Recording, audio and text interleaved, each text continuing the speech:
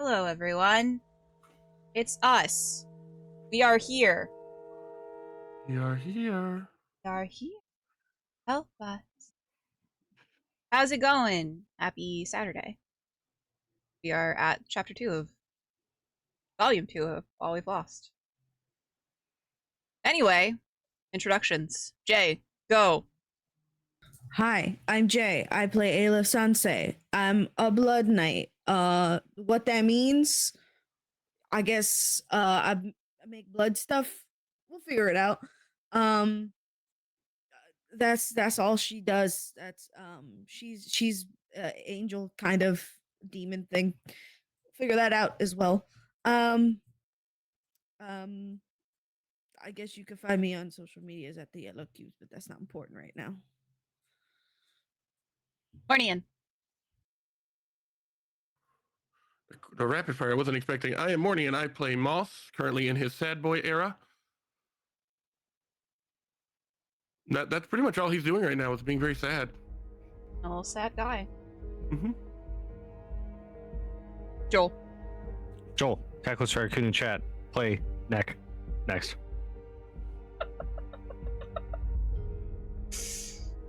Bones. I need a minute. Okay. I'm gonna start timing Joel's intro. Dude, our speedrun is... speedrun himself. You guys are ruining our split. We were doing all right till we got to the bone split. This little Bones 309 split is Fucking rough, She's man. fucking bungling this. There goes PB. There goes PB pace. Yeah. Hi everybody, I'm Little Bones 309. I'm your favorite indie gamer here on Twitch, but over here on Saturdays I play Oleyna, your favorite drow courtesan, high elf as well, and also she's a con artist. That's her actual class, and a warlock now. But she doesn't really know what that means, and she thinks that Som's cute. I think we all think that Som's cute. Som is just objectively cute, but Yeah. more importantly, Som thinks Oleyna is cute. Very true. And hi, I'm Myriad. This is my channel. If you're here, you're in the right place. Welcome to my D&D5e Homebrew campaign.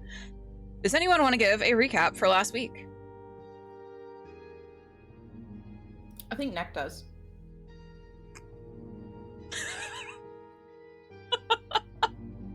I think Moss definitely does.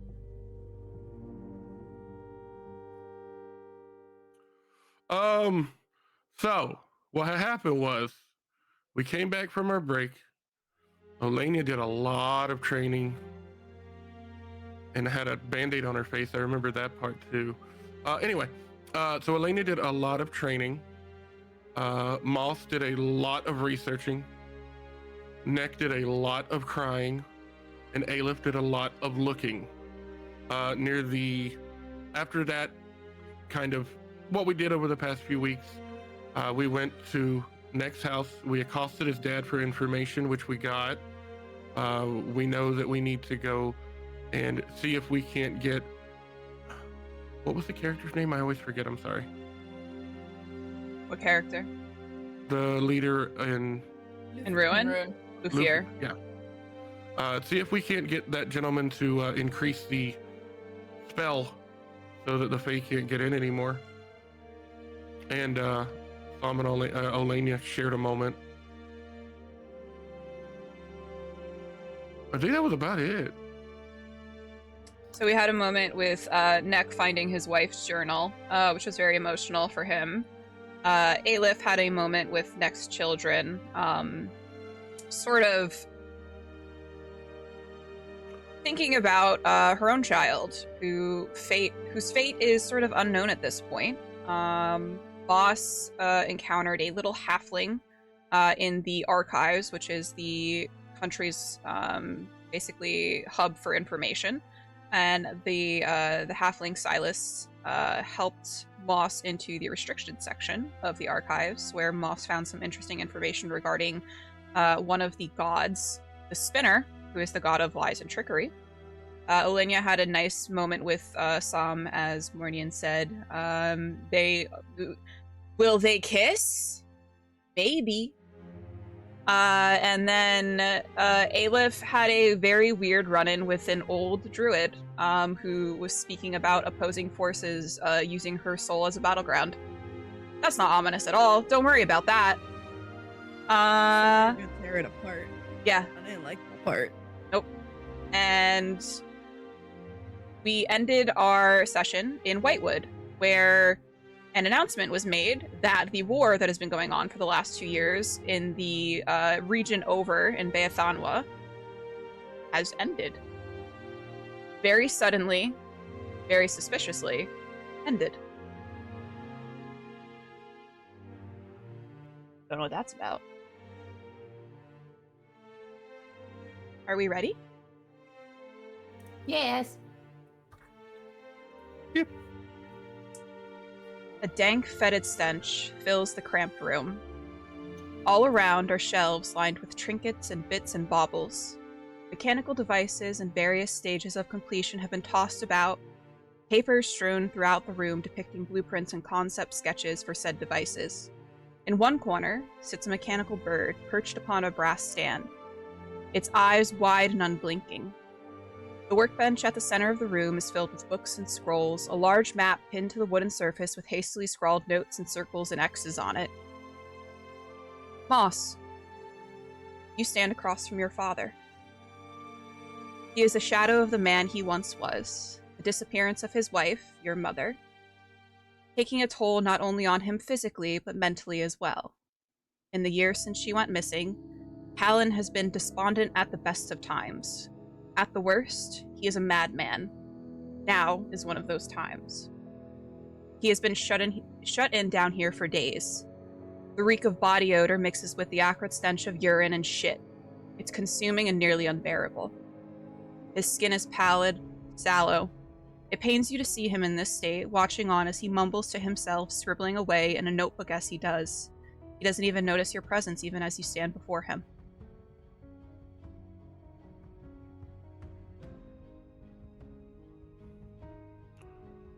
Moss stands there for a moment. This isn't an uncommon sight as of late. And just tears filling his eyes, he looks at his father and just yells, "Where are you? Why aren't you here? I need you." This seems to startle him a bit as he looks up from his notebook. Moss. Oh, you're here. And he's flipping through the pages of his book. I think I found it. I think I know. I know where we can find her. I think I know.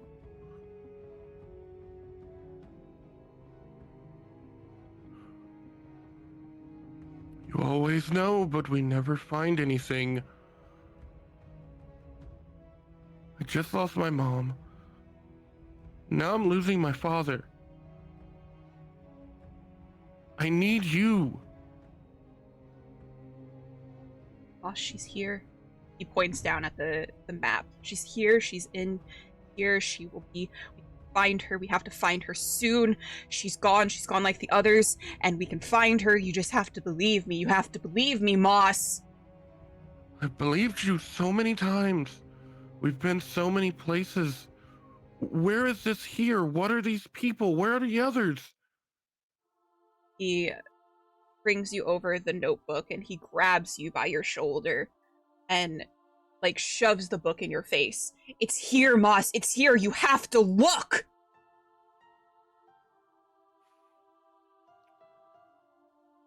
Moss's tears in his eyes stream down his face, and you can see as he's turning red with frustration. This isn't the first time we've had this conversation. This isn't the first time the situation has gone the exact same way.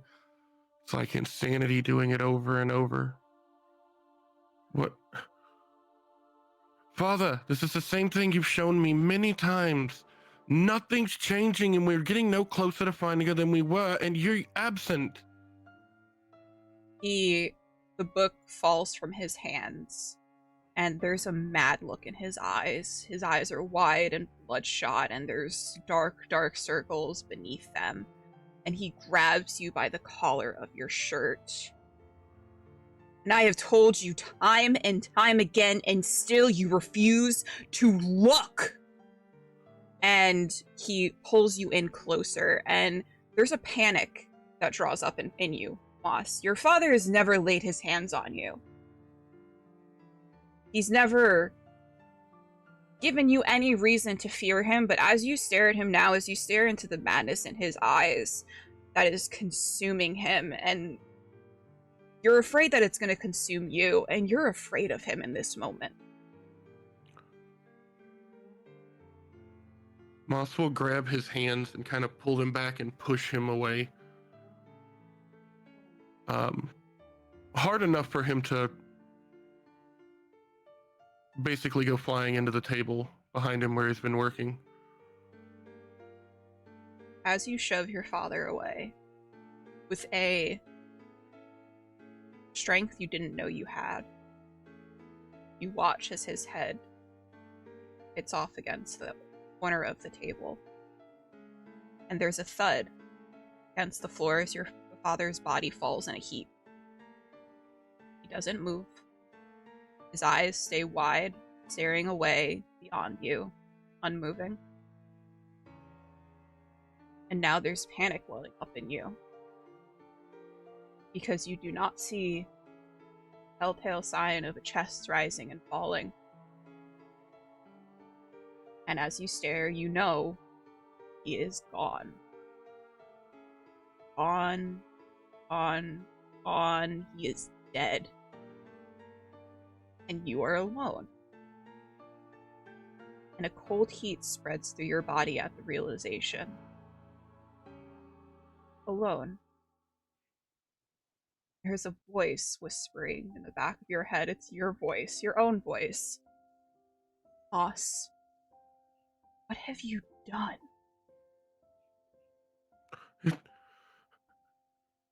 It was an accident. I just got angry. I was scared. He's gonna be okay. He's gonna be okay.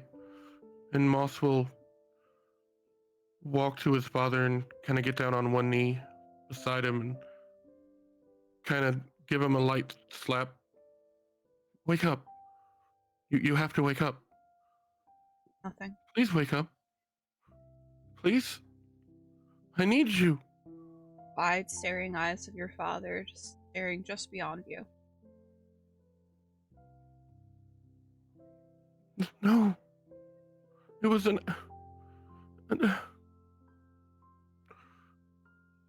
You Moss will feel- kind of... Oh, I'm that- sorry. Oh, go ahead.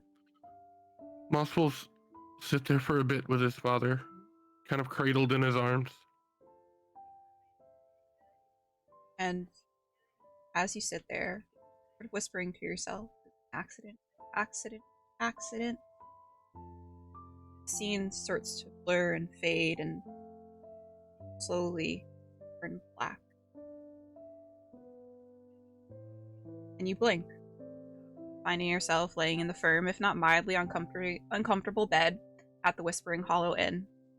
Outside, you hear the remnants of last night's celebration still continuing on to the wee hours of the morning.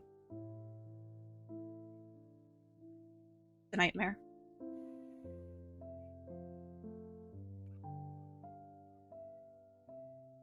Moss will sit up in bed, kind of get to the side of it and try to shake his head.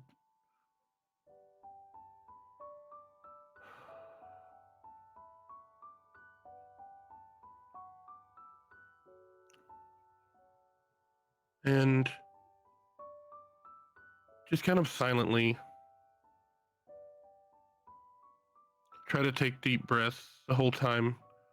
He can feel his eyes welling up. And as he's watching teardrops fall from his eyes and splatter on the stone floor, he feels that rage, that anger start to come back. No, I can't lose control. And he will just sit there kind of breathing and trying to talk himself into calm.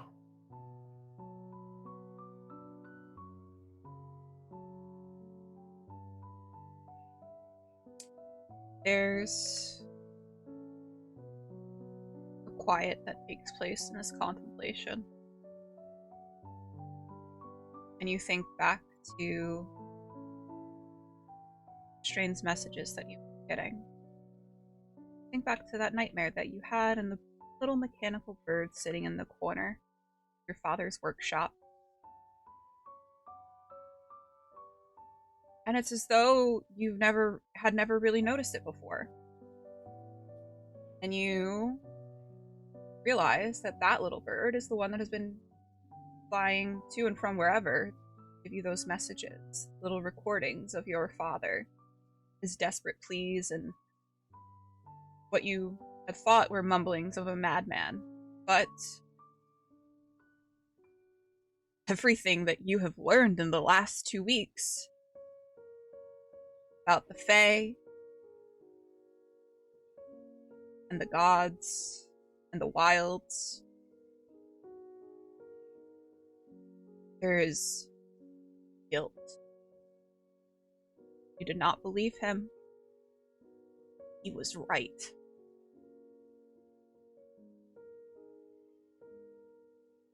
Moss will come from the bed kind of onto the ground on his knees. And as hard as he can, he's going to punch the stone floor. It's as though the pain grounds you. It brings you back. And maybe a minute, 2 minutes go by of you just furiously punching the ground, your fist. You swear you could hear a crack as your knuckles make contact, and when you come to your senses, when the pain is finally enough for you to come back into yourself, you're staring at the bloodied floor, your bloodied hands.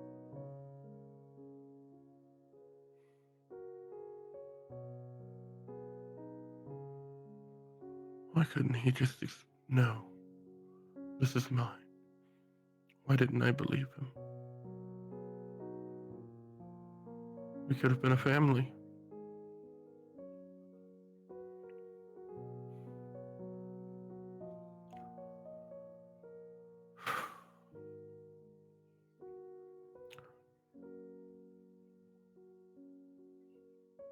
I have to find her. I have to find her now. To fix what I can.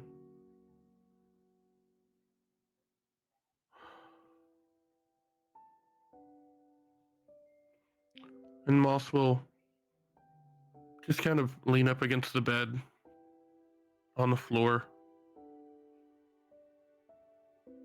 and stare at the ceiling for a moment before closing his eyes. Where did I go wrong? As you contemplate this, room's over. A little bit earlier in the night. Oleyna, you lay in bed on the precipice of sleep, but not quite teetering over the edge. Not found yourself in the meadow in quite some time, and yet you feel it so intimately. The connection between you and your patron. Like a string pulled taut and he holds the other end. You're so close to slipping away into unconsciousness, and then you feel it. A tug right at your center, pulling you back from the brink, and that's when you feel a familiar sensation prickling up the back of your neck. Being watched. Macy didn't like that. Macy said, "Stop watching, Oleyna." Meme. What do you do? With her eyes still closed, Oleyna's gonna sort of feel around in her immediate area. She's looking for one of her daggers. I imagine that you probably sleep with a dagger like under your pillow. Yes. You're And then you're able to Oh, go grab ahead. it, no problem. Okay, she's very slowly going to curl her fingers around it and sort of just with one eye open. Where do you look? She's looking directly in front of her. Nothing there.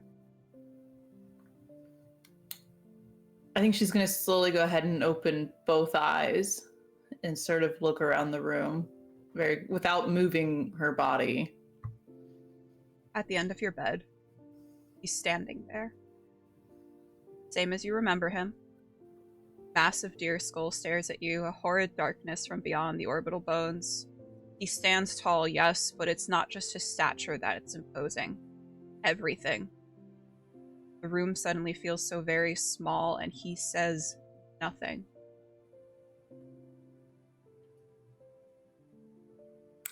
Do I feel like I'm in danger? Am I getting a sense that I am in danger? No. With him staring at me, do I feel like this is protective or curiosity? Do I get any sense of that at all? Do an insight. I would love to tell you. 17. Not a curiosity so much.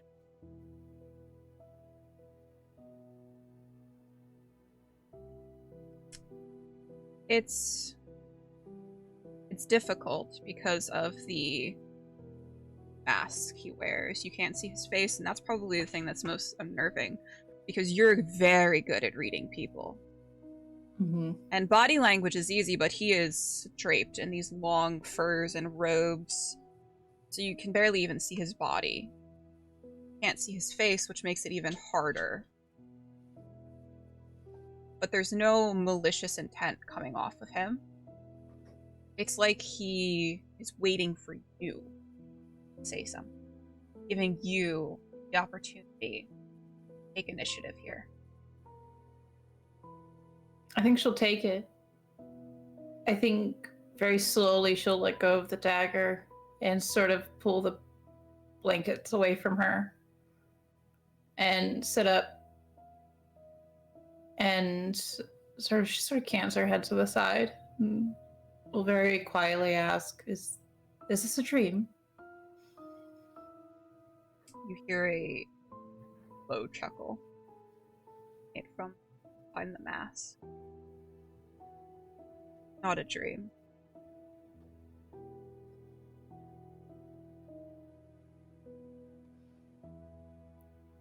Why are you here then? You have questions? Of course I do.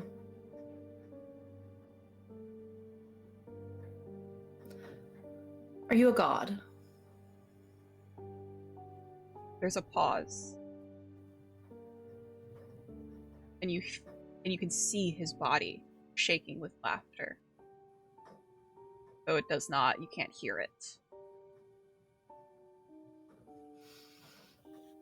Perhaps I was once.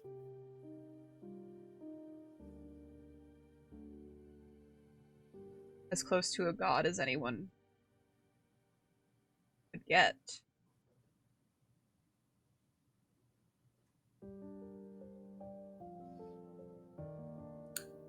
Why did you give me the power that you did? As you opened up yourself to me.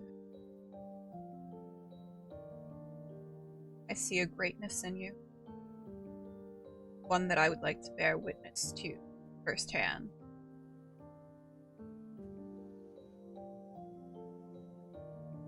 And what do I owe? I understand now. The pact comes with a price, does it not? Of course. You should know more than anyone that there are contractual obligations we had. None that will harm you, That is what you're worried about. Simply need your help. What do you need? I need you to have an open mind, Oleyna. You will hear a great many things in the next coming weeks. You've already discovered much in your time in Dunbreg. And when he says Dunbreg, there's a disgust in his voice. And I just want you to mind that there are two sides to every story.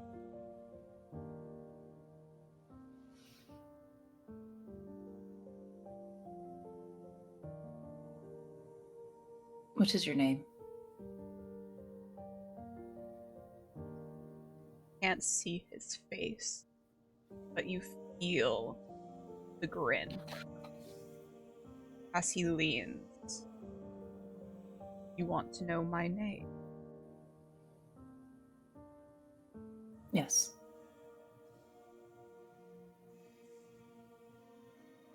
Be warned, this is something that I cannot take back. The name is a heavy burden to know.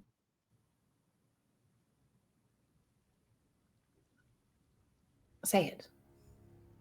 Houlihan.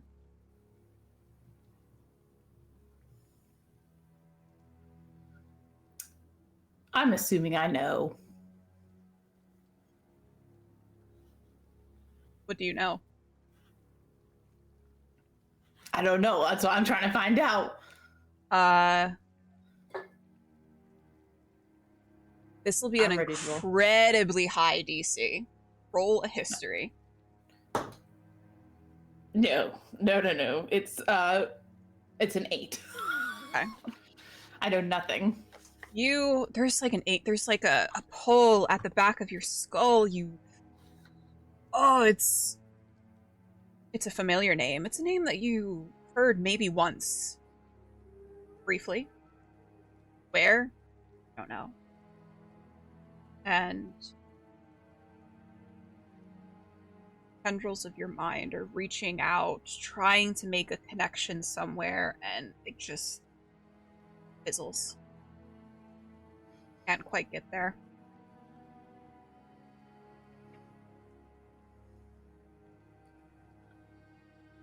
Doulahan.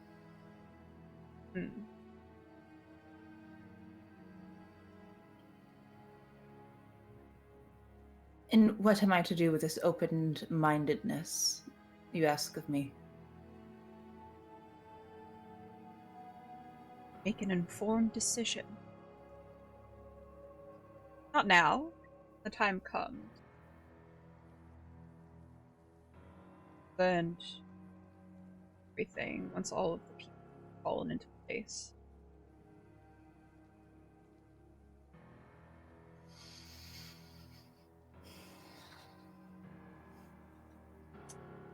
He steps closer to you.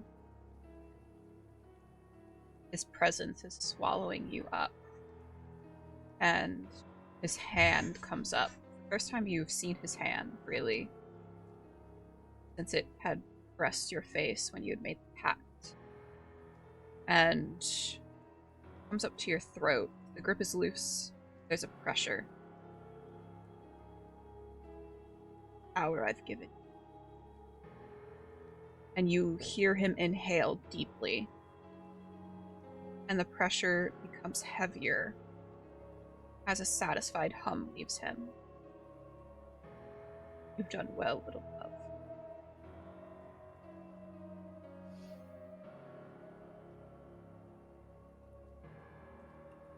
I think Oleyna sort of takes a moment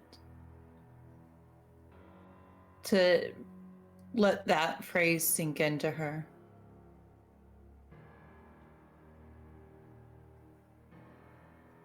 You've always been there.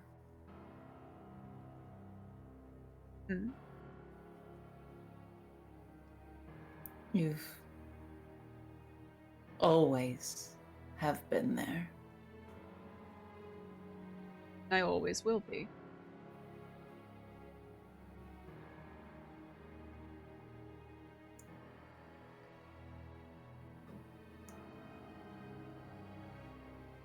Why?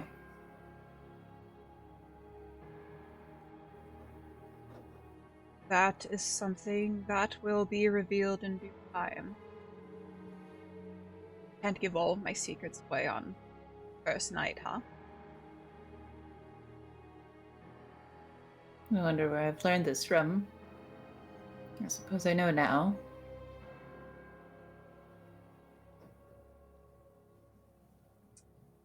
And he steps back from you. And there's like a blip as he does. It's almost like his figure sort of fades in and out for a split second. You realize something. He might not actually be. This is an illusion of some kind. A very strong and powerful illusion, but an illusion nonetheless. Make sure you do not distract yourself. And there's a rumble in his voice, strokes of jealousy, possessiveness maybe. Something lurks beneath that intonation. Something that you are familiar with in the ways of men. Are you speaking of Psalm? Half-orc. I wouldn't say I'm distracted by him. See to it that it stays that way. And if I don't?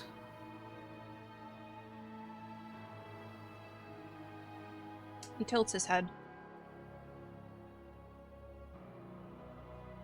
I'm not one to share what is mine.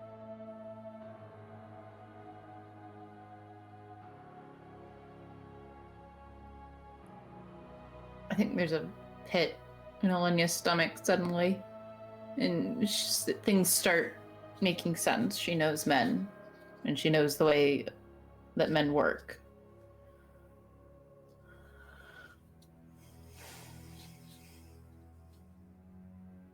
Your claim on me. So strange.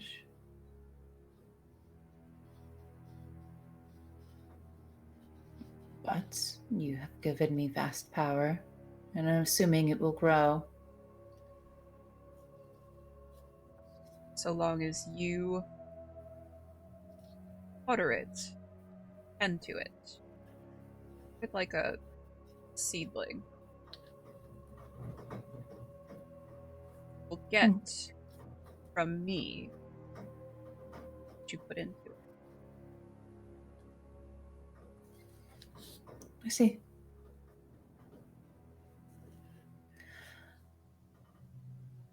And when I get to Ruin, will I find you in that book?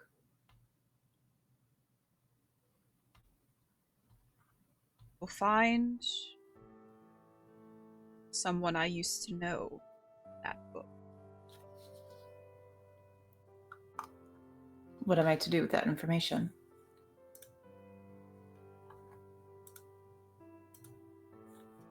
We will speak again soon.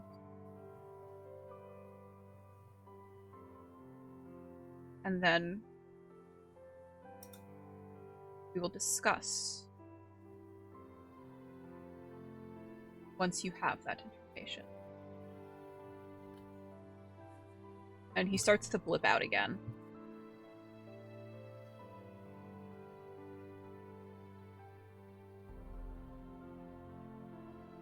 Afraid my time here is short.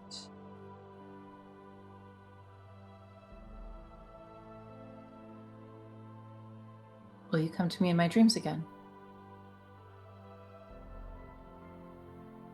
And she is asking that, I will say, with just the slightest hint of yearning. He leans down, and even though you know it's an illusion now, you can feel the press of the deer skull, the cold surface against your own forehead. I will see you in the meadow. Know that no matter what, I am with you. And he blips one last time, doesn't come back. You are left in the room alone at the end of your bed.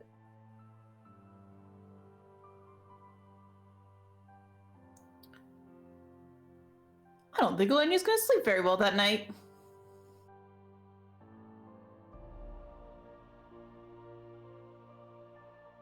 Well, morning comes, whether or not you've slept, and the party will convene in the lobby of the Whispering Hollow Inn, and the day is yours. You can do whatever you want with it.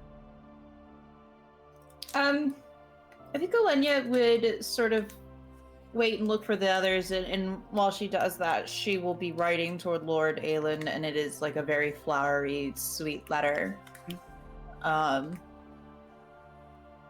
Just telling him a lot of nothing, but she knows how to work these types of situations. She's had many admirers, and is probably drinking tea and picking at some sort of breakfast.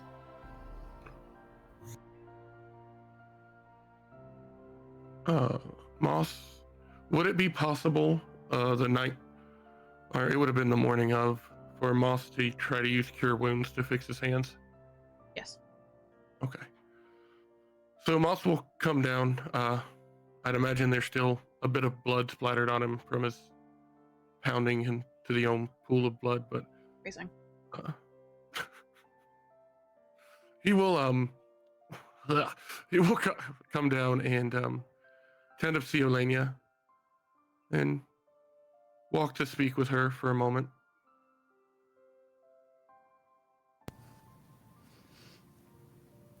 Good morning. Good morning, Moss.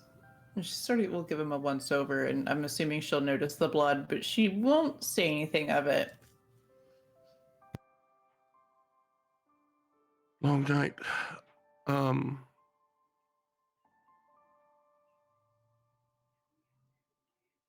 I hope you're doing well. Of course. I have a letter from Vadim. We'll talk once the rest of the party joins us, but I have an exciting proposal. Ooh, I do love excitement. Mm-hmm. Well, I will leave you to write your letter. Let's see if I can make a bit of coin this morning. Good luck, as always. Break a leg. Oh. And Moss will kind of walk and sit down kind of near the stage. If there's no one else performing, he will just... It's fairly early in the morning. I would say it's probably around 8 a.m., I would say, when you probably finally leave your room, you know? You just have the people sort of up for breakfast that are sort of milling about. The tavern isn't particularly busy, but there are a fair amount of people sort of milling about for breakfast. And Moss will set his hat down, pull out his lute, and just begin playing a somber tone. Not overly sad, but definitely not jaunty. Is actually probably more welcome in the morning. I don't think a lot of people want to be hearing a jaunty tune as they're trying to, wake up and enjoy their morning coffee and breakfast. If you want to go and give me a performance check to see how much, if any, you make. I keep giving people money and I forget to make it, so let's hope. Well, I rolled a 4, but that's a 14 because performance is plus 10. Okay. Let me see. You're gonna make 14 copper,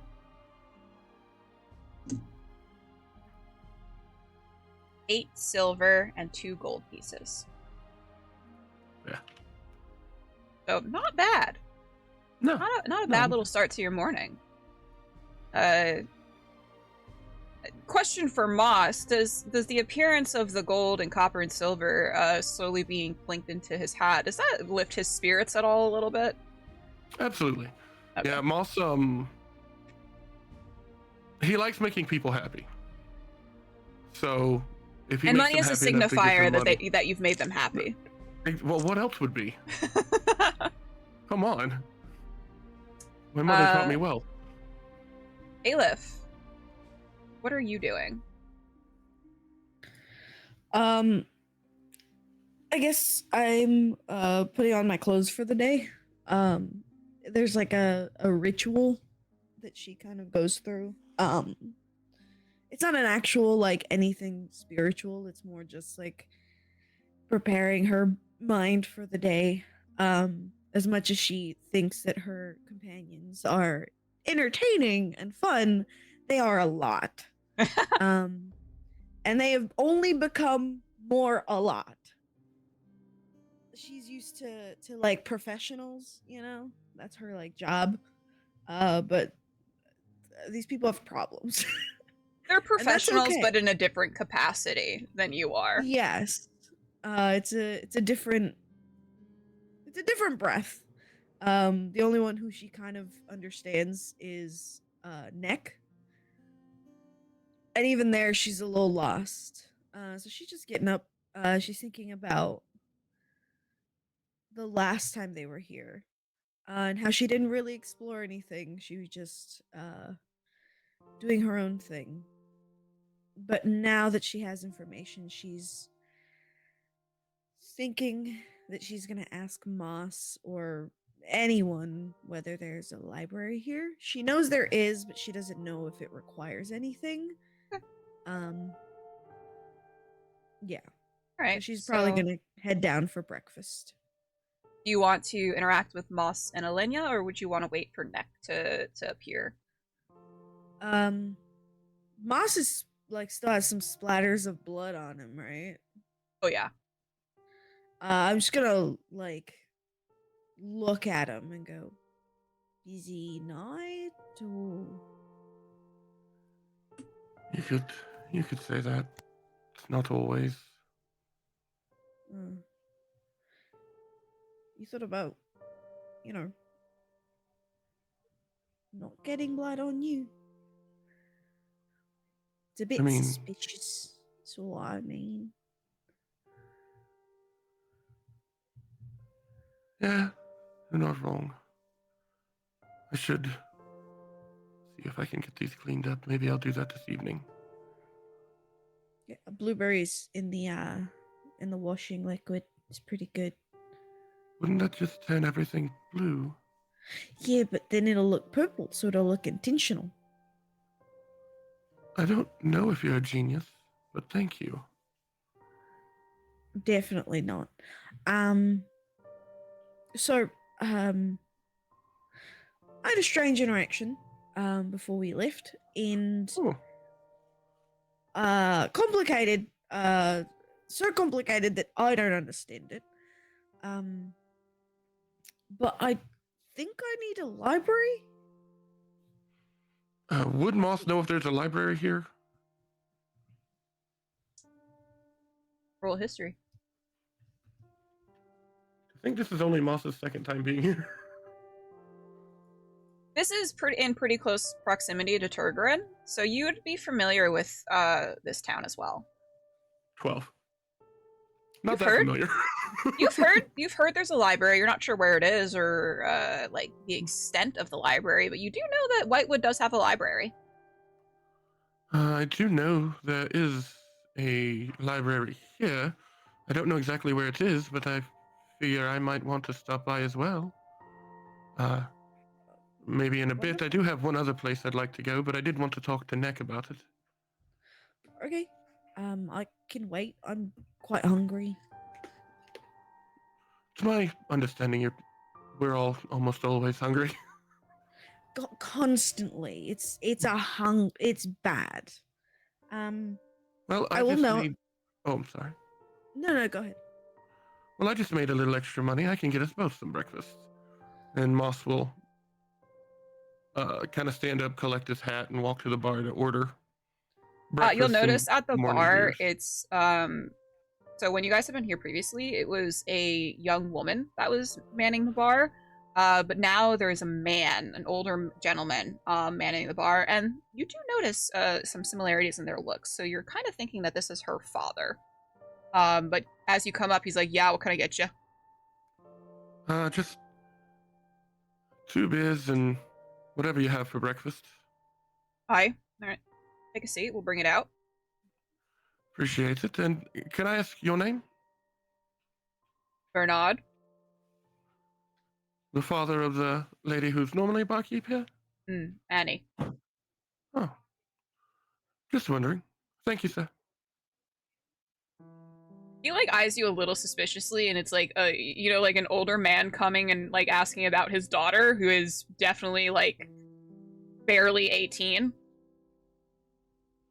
Why did I have to be the one that got pushed into that trap? Jesus Christ. Her birthday was yesterday. Dude. Apparently. But you and Eilif go and take a seat, probably at the table that Oleyna's at. Mhm. And Neck, what's Neck up to? Other than being a sad boy. I don't know. Probably spending time with his family, his kids, and We're in Whitewood, babes. oh, that's right. Sorry, I meant You brought him with you? Wow. yeah, dude. No, sorry. Then he's probably just been reading this whole time, just like trying to find certain books. Are you reading through the book that you took from your wife's possessions? Yeah. Okay. I would have probably read those on the way, and then finished up. You know, if I didn't finish them on the travel, I would have finished and then just gone to the library. Are you gonna go down to meet the rest of the party before you head to the library, or no?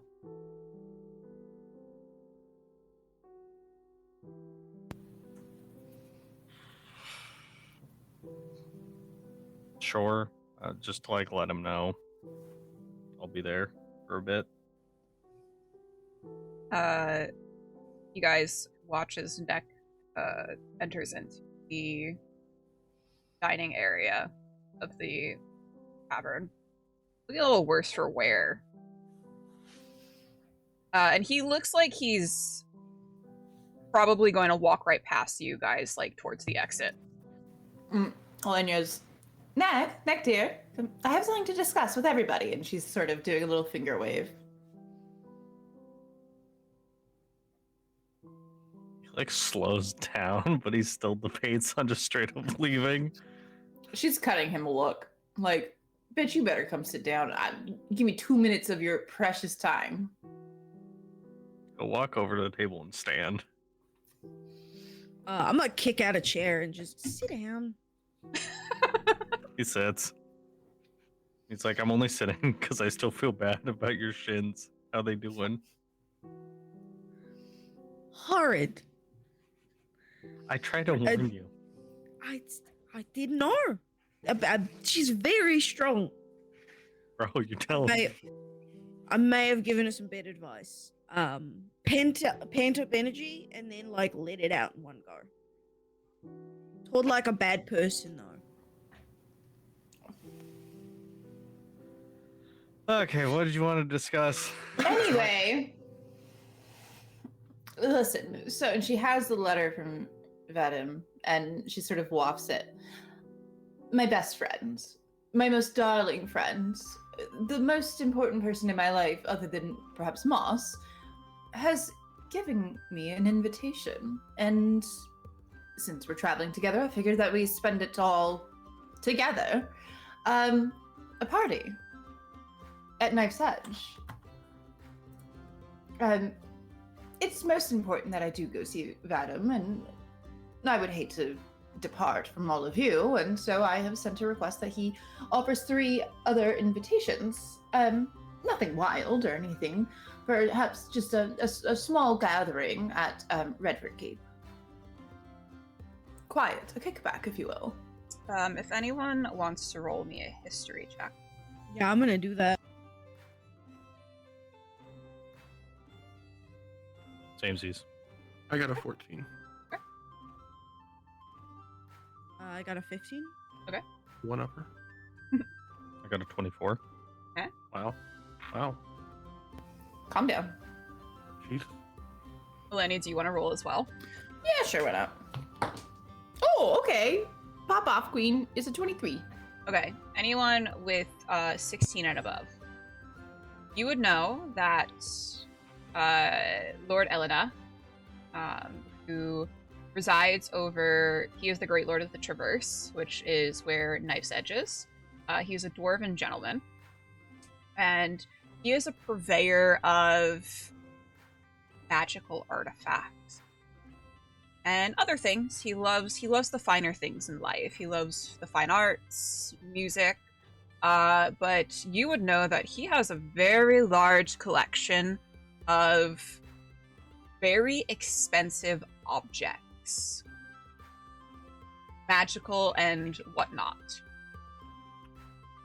My sleight of hand again. Oh, sorry. Mine's +7. Mine's +6. And if you do a little bit more research, perhaps somewhere, you might be able to find something. Maybe he's in possession of something that might be useful in your journey.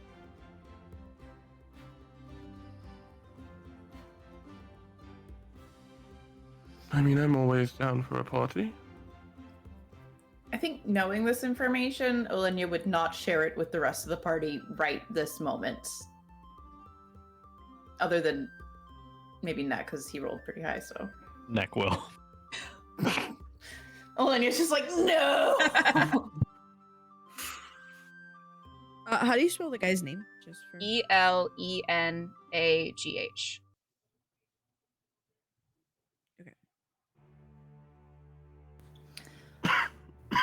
Listen, it's basically on our way, and I, for one, cannot turn down an invitation from Vadim, and he, like I said, is one of the most important people in my life, and I think it would be beneficial to all of us, considering all that we have been through, to maybe let loose for a moment, have a few drinks, explore the keep, nothing other than that whatsoever.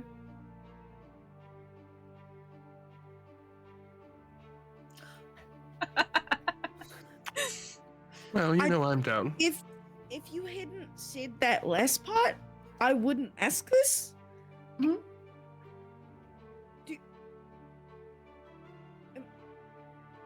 Am I going as a prostitute? No, darling, no. First of all, I would not have you stepping. Too many no's for it On to be the- a no. No, that's my territory. Don't step on my territory. I will don't cut you. want it. Okay, great. But no, not at all. No. We are simply there just to enjoy ourselves and literally nothing more. I assure you, I promise. And she is being genuine about the not prostitution part. Unless Why you, have to- I mean, work. no, Kill honey. anyone. No, darling, you just have to enjoy yourself, have a few drinks, schmooze, if you will. I'll introduce you to Vadim. He's a delight. Mm-hmm. I will get my armor shined, I Eilif, suppose. roll me a history check. Okay. I'm gonna choose a different die. I'm gonna choose this bloody one. I should have chose the bloody one. That's gonna be an 18. Vadium is a very familiar name to you.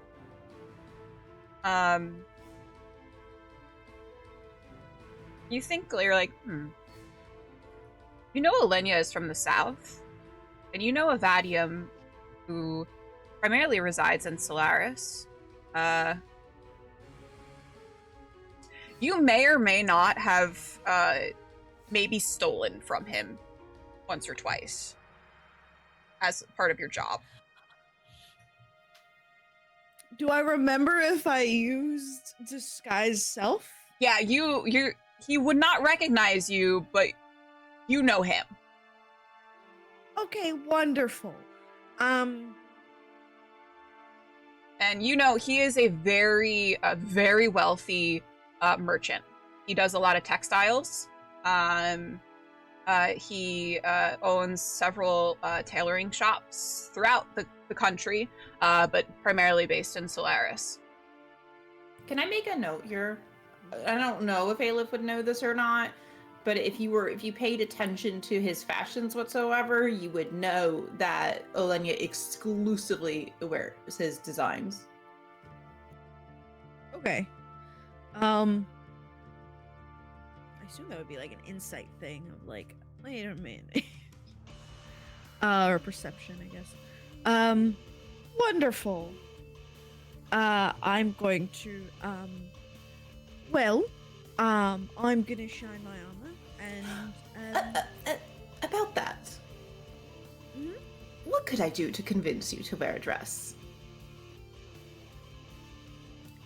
is How it much do I blade pay proof? you? No, it's just a dress. Just something a little bit more delicate. I'll pay you. What is the likeliness of me getting stabbed? Very low. Almost 0. Almost 0 is not 0. Okay, it's 0. We're just going to a party. How statistics work. I don't know enough about myth. I'll think about it. I'll pay you. I don't need to be paid. 200 gold. It's more of not. I've said I'm not taking money from you. I will take money from you. You don't have to wear a dress, dear. Anyway, we'll talk about that I'll later. think about it. We'll think about it. Yes. Anyway, sorry. I'm not a party person, and I'm gonna look at Nick and just I don't think he is either. Oh, please. Please. Neck, dear, surely that you could just maybe show up. But we'll show up for a few hours, couple hours, just a couple drinks, and then we'll go, just to show face, you know. Is that all this meeting's about? Can I go yet? I did have a request of you as well, but I'll wait until Oleyna's done with you. What is it? Oh, I have a request of Neck.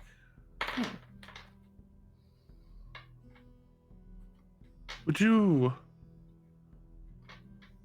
Eilif and I are going to go to the library, but there is a stop I'd like to make along the way. Would you accompany us? I have a request to ask of you and possibly Eilif. Well, I was going to go to the library too, so if you want to walk and talk, what time is this party thing? Well, it's, do I know when the party is? Because we've got quite a few days of travel, I would imagine, to get there. It's more like a couple of weeks. It's Okay, about a month. It's a month away. It's about a month away, so we have time. We don't have to go right now. I'm just saying, we have to take a couple of weeks to get down there, and then, of course, you know, get ready. You'd also know that Nice Edge is on the way. Yes, see, it's on the way. We're I'm going aware. there anyway. So we might as well.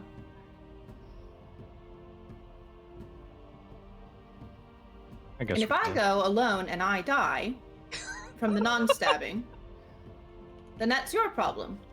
You said there would be 0 stabbing. You said. Listen, you never know. I'm not a mind reader. Okay, I think- so. Then no on the dress. Yes, on the dress, anyway. Doesn't matter.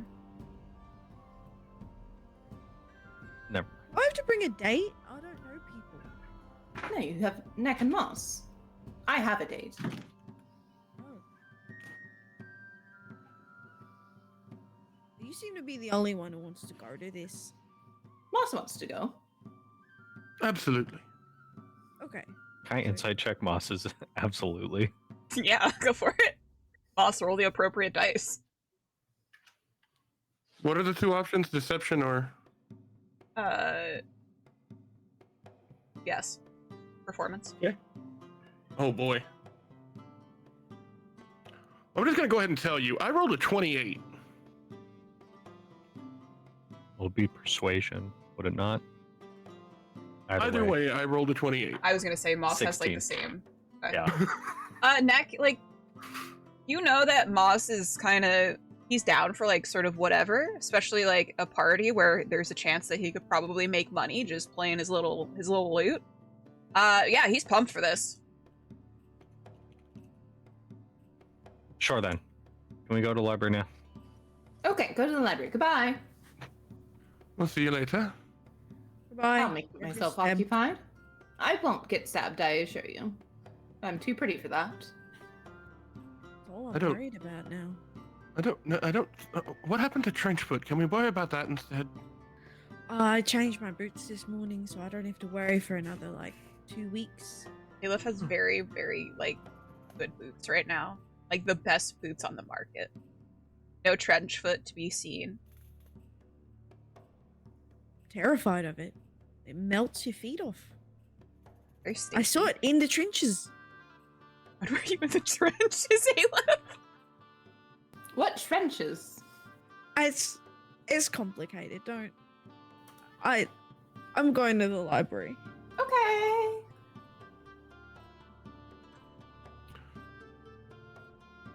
All right. So where is everyone going? The library. Oleyna's gonna go to a magic shop. Moth will go with Eilif and Neck towards the library, and I would like to walk and talk. Oh, they all walk and talk. Yeah, walk and talk. So I'll let you guys walk and talk first. Have Would at it. Moth know where a temple to the Tranquil would be here? So you know that this Whitewood isn't particularly large, but it is sort of broken down into districts. You know that there is a district of worship, and it's sort of at the center of the city. Or is it on the way or near the library? It is on the way to the library. Yes. So, I know you don't. We don't necessarily share things about our past typically. But I have a request to ask you both of you, and I feel like it requires a little bit of backstory. I have a tendency to, and you can tell as he's trying to get through this, he's getting very emotional, like the frog in the throat can't speak type thing. I have a tendency, I guess, to get angry. And in that tendency, sometimes mistakes are made.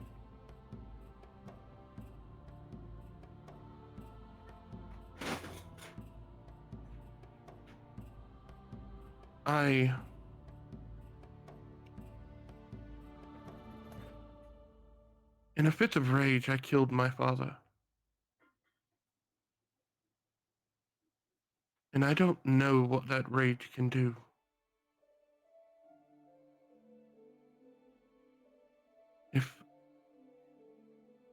If either of you ever see me uncontrollable,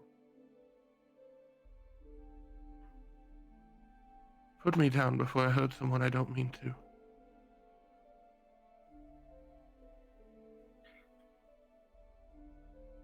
Moss. Don't know you that much. Don't know you too terribly well. Little unexpected.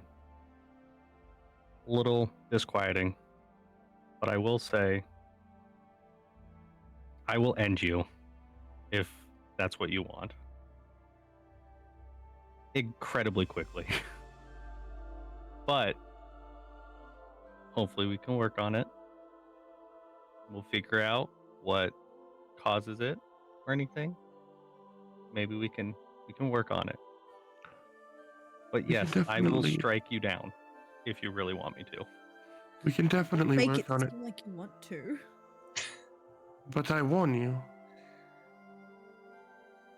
And I understand confidence, and I appreciate your confidence. But I'm not as helpless as I look. If you don't do it quickly, you may not do it. Oh, it'll be very quick. I feel like trying to make light of the situation, she goes, I mean, between Nick and I feel like 10 seconds tops, you know?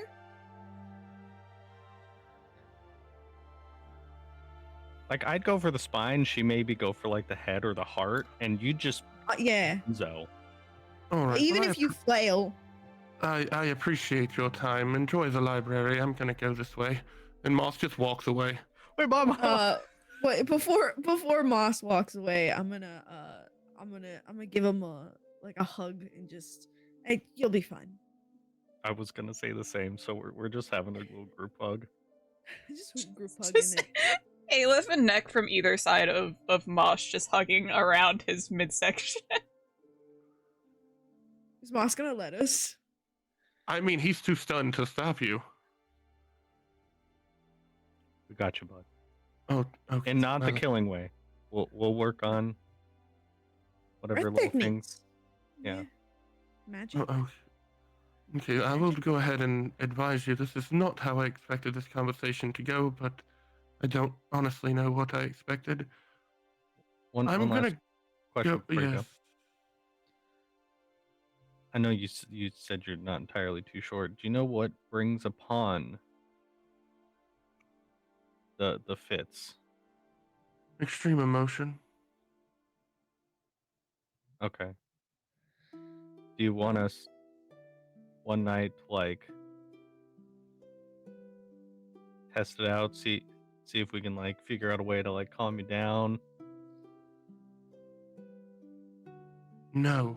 Okay. I'm I just Are told you- you I killed one of the most important people in my life during a fit of rage. Why would I want you to trigger that? to overcome it. Is I don't know Nick too well, but he doesn't seem like the sharpest tool in the shed, you know? He's broken No right now, offense. okay? So he's just throwing out some wild shit. Look, we'll work on it and we'll fix it.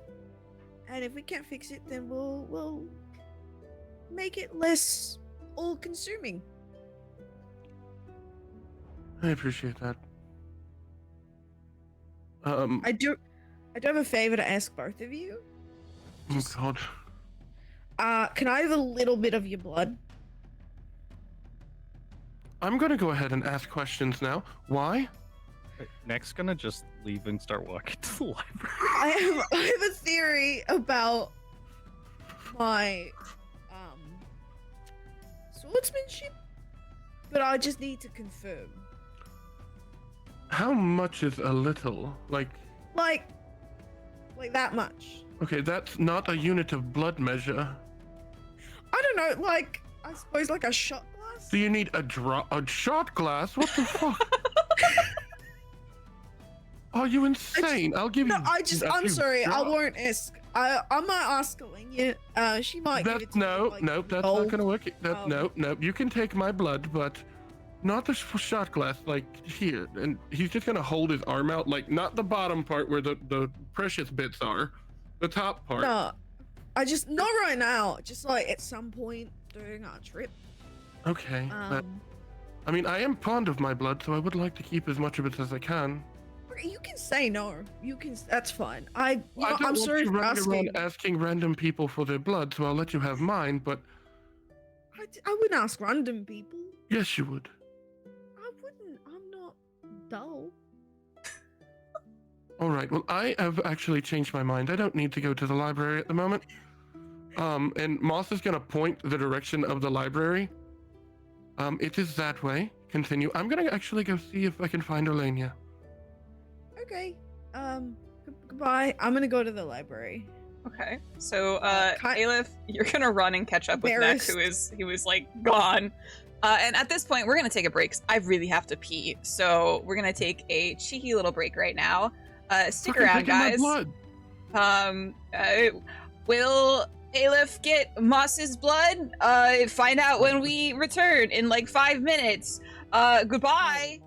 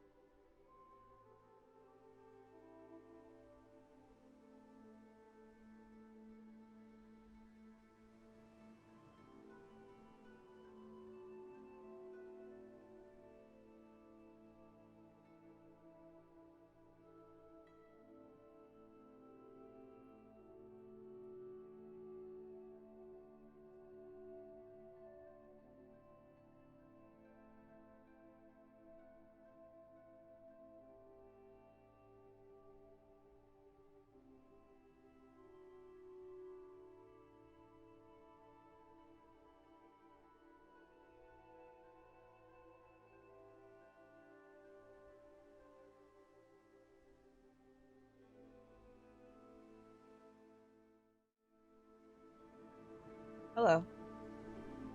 We have indeed gone pissed, girl. We have pissed. I'm gonna pose this question to both Oleyna and Moss. Oleyna, you said you were going to a magic shop, correct? I'm actually a liar. I changed my mind. You are a liar, okay. Yeah, Olena's gonna go to a bank. Okay. That's fine. You bitch. Dana's what I'm doing with this. Yes. Okay. Actually, so then we'll start with Oleyna going to the bank. Mm-hmm. Oleyna has a little piece of paper in her hand that she found from her dear friends. The comeback. Okay. So you go into the bank.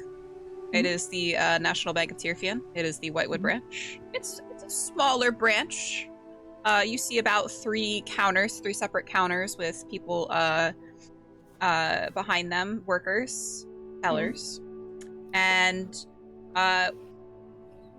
one is open, and there's a young elven woman, no light behind her eyes, standing behind the counter. Perfect. Oleyna is gonna go up to the counter and say, hi honey. Hello, darling. Hello. I would like to make a withdrawal, please. Okay. Can I please have your name and your ID number? Here, I've written it down for you. Oh, amazing. Thank you so much. And You're very she will welcome, take Matt. the yes. Oh, I would like to know how much is there first, though. Oh, 1 second, please. And Of she course, will of press a little finger to her ear, and you note the little stone that is sort of tucked into her ear, almost like a little earbud. Yes, hello. Yes, you have an account for Eilif Firemorn? Yes. The account number is blank, blank, blank, blank, blank, blank, blank. Yes, she would like to know what the current account balance is. Okay. Yes, thank you. Please hold. And she will turn back to you. And then she will write down on a slip of paper and slide it over to you with the account balance. How much is it? It's like 500 gold. Okay. Olena's gonna smile. That is not as much as she was expecting it to have. I'm gonna go ahead and take out 50 gold, please. Of course. If you could just please sign this withdrawal slip, thank you. I'm assuming I have to forge her signature. I have the forgery kit. Would that be too obvious? So if you want to just forge her signature, Yeah. so that piece of paper that you have from Has her Eilif, signature on it. it would have her signature on it. Very good. What am I rolling then? We're gonna do sleight of hand. Sleight of hand. Okay. That is an 18 plus 7. You do the math. Okay. You create Eilif's signature like spot on. You would hardly be able to tell that this was a forgery. Only the most expert of thieves would probably be able to tell this. She takes the teller takes the slip and she looks at it. She'll compare it to something she has on her desk. Everything looks to be in order. 1 moment, please. And she will relay the information back to the person on the other side of the sending stone. Please hold on 1 moment while I go and get your deposit. Thank you. And she'll go to the back. And when she comes back, she has a little pouch. If you would like to count it. I think Oleyna knows enough about money that she could probably toss it up and get a good you estimation. get like a good like a little weight to it, and you're like, yeah, that seems like 50 gold. Yeah, and she'll do that, and she'll take both slips back and tuck them away. And she keeps this 50 separate from the rest of her gold. She does not intend to actually steal it. Just testing her boundaries. she's teaching Eilif a lesson. And she'll bid the woman a good day, darling. And sort of do a little finger wave and start to head out of the Thank the you bank. for banking with the National Bank of Tyrfian. Have a good day. Goodbye. And Goodbye. She'll step out. All right. As you step out of the bank, you nearly run face first into Moss. Oh, Moss, darling. Hello, Oleyna. That was interesting. We have very interesting friends. I would not necessarily call them friends as much as I would call them employees, but Moss will slightly chuckle about that, and then Eilif asked for my blood. why? I don't know, but she said she wanted a shot glass of it. That's not that much blood. No, I'm pretty attached to all that I have, however. I'll give her some blood if she needs blood. I mean, I'm going to give it to her. It's an awkward request. Eilif is a little bit awkward, but I think she means well. I don't think she means to do anything malicious with it. It's just, how many times do people, maybe this is a normal question for you, but how many times do people ask for your blood? At least 5, but in not the same circumstance, and I Yes. don't have to explain any of that to you. Nor would I ask you to. Your privacy is your own. But they were going to the library, and if I'm honest, I've spent enough time in libraries recently, so I thought if you were up to it, we could hang out a bit. Of course. Well, I what do need to then? get some more clothes. These are a little stained. Shopping. You have wanted to pick out the outfit for a while, so I will offer you the opportunity to dress me in whatever you see fit. Just please. And you know what? I just trust you. This is the greatest honor you could have ever given me, Moss. Ever. Let us go. And Oleyna takes a very staunch, stance and sort of marches along, dragging Moss with her towards whatever shops are nearby. He follows you willfully. If you look over, you will catch him kind of looking at you, almost like he hasn't seen this Oleyna in a while. And it's bringing back nostalgia and a happiness to him. Okay. We are going to flip over to Neck and Eilif as you guys enter into the Library of Lore. Heyo. Ayo. So this library is an archive of knowledge and ancient tomes. The library is tended to by scholars who meticulously document the history, flora, and fauna of the Violet Wood and the surrounding areas. But that doesn't mean that that is the only thing that the library contains. It does have a wealth of other knowledge, but there is just quite a large collection about the Violet Wood.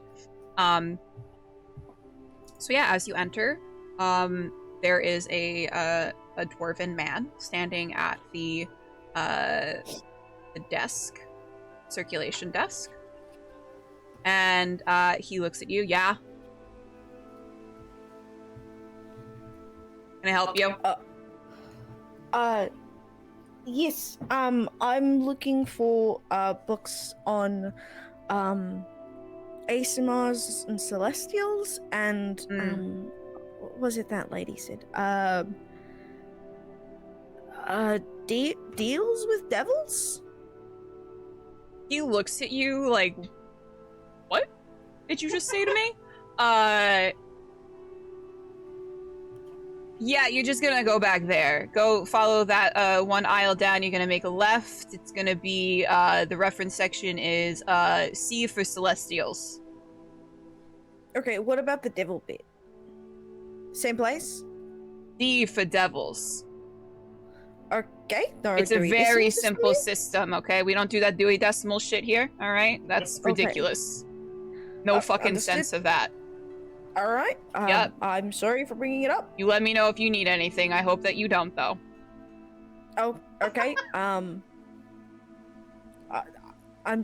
sorry. I feel like I've been a nuisance to you.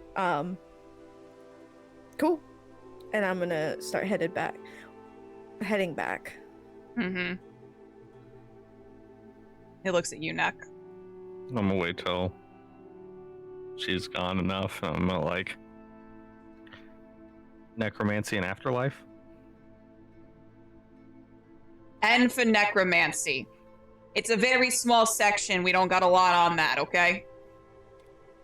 Do the books have to stay in the building? Yes. I'll know if you take one. Are we allowed to like No. check them out? I'll know if you take one. And I will find you. Can I inside check that? Yeah. I love this New York bookkeeper or librarian. No, he's a fucking bookkeeper, is what he is. Yeah, you're not wrong. Keeper of books. 10. He will find you.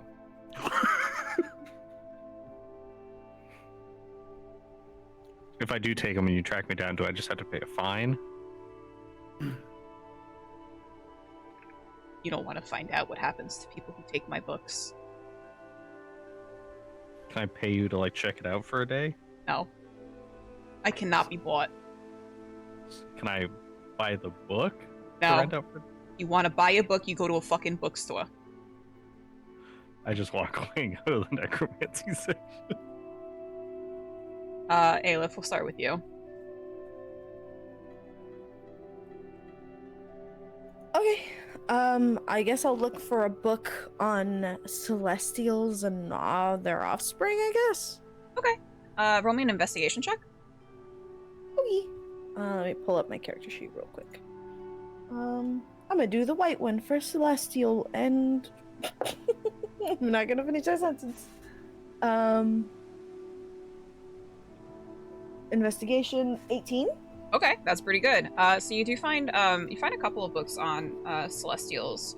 As you're flipping through, a lot of the things that have to do with celestials, they're about the gods. You know, the celestials are the gods, and the gods' offspring. However, you do find a small section about the celestials' offspring with mortals, which is kind of what you were really looking for, because that's how Aasimar are made. And it actually details as you're going through, because you kind of thought like Aasimar were the direct offspring of a celestial and a mortal. However, as you're reading, you find out that that's not the case. There are two other ways that celestials come to be. One is if sometimes they are born to two mortals who have some sort of celestial ancestry in their bloodline.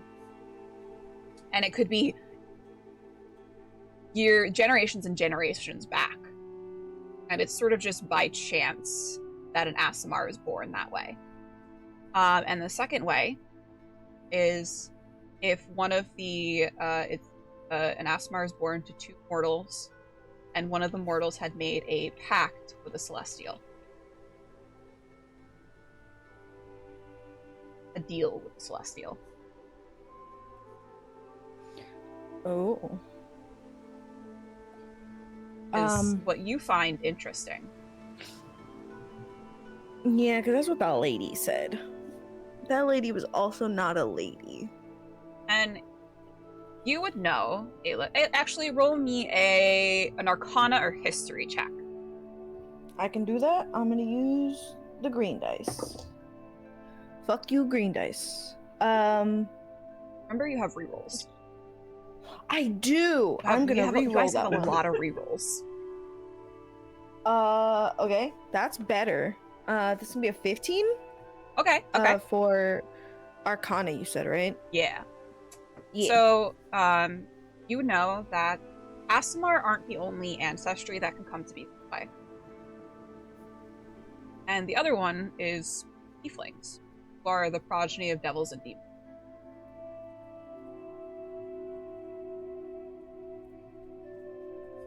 Okay. Weird.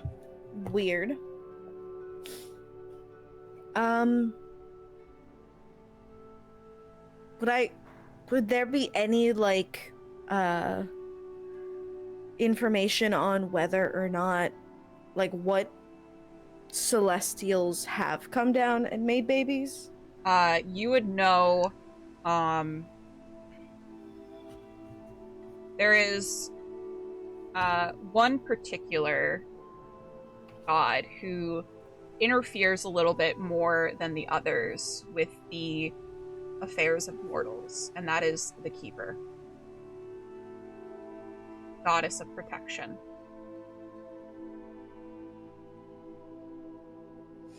My god. I don't like that. Okay. In that case, I don't know what else I could look for. Can you roll me another investigation check? This is going to be a very high DC. Okay, I'm gonna start with reroll. Actually, can I use my nat 20? You sure can. I'm gonna do that. This one's for all my baby girls. I see your comments, ladies, So, and they make me smile. With your nat 20, as you are searching, as you're searching the shelves, you find a very old book in the section. It's almost like hidden behind the other ones, and as you pull it out, it speaks more about the children of Celestials and the children of demons. And there is, towards the end of the book, there is a section about what happens when you get to a crossroads. What happens when there is a child that is born both of a pact with the devil and a pact with the Celestial? What comes to be?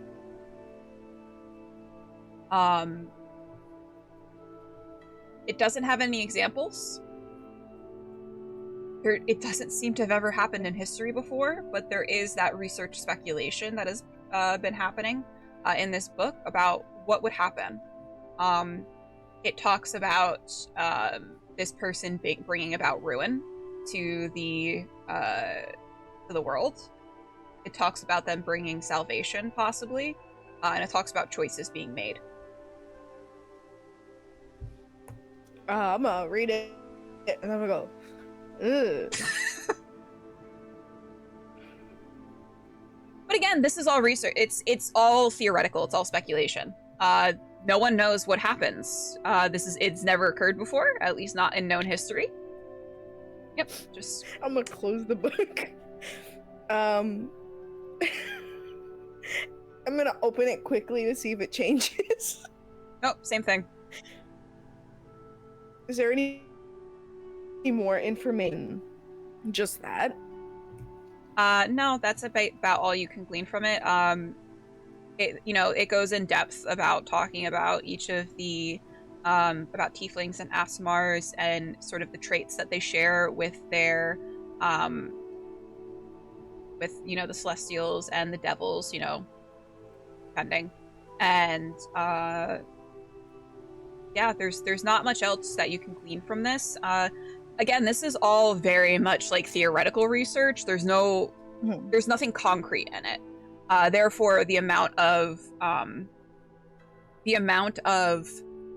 information available is minimal.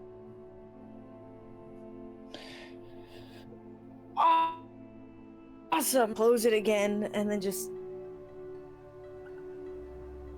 Great! And I'll put it back on the shelf. Okay. And then I'll cover it with more books. Like it was before. And I'll just tap it.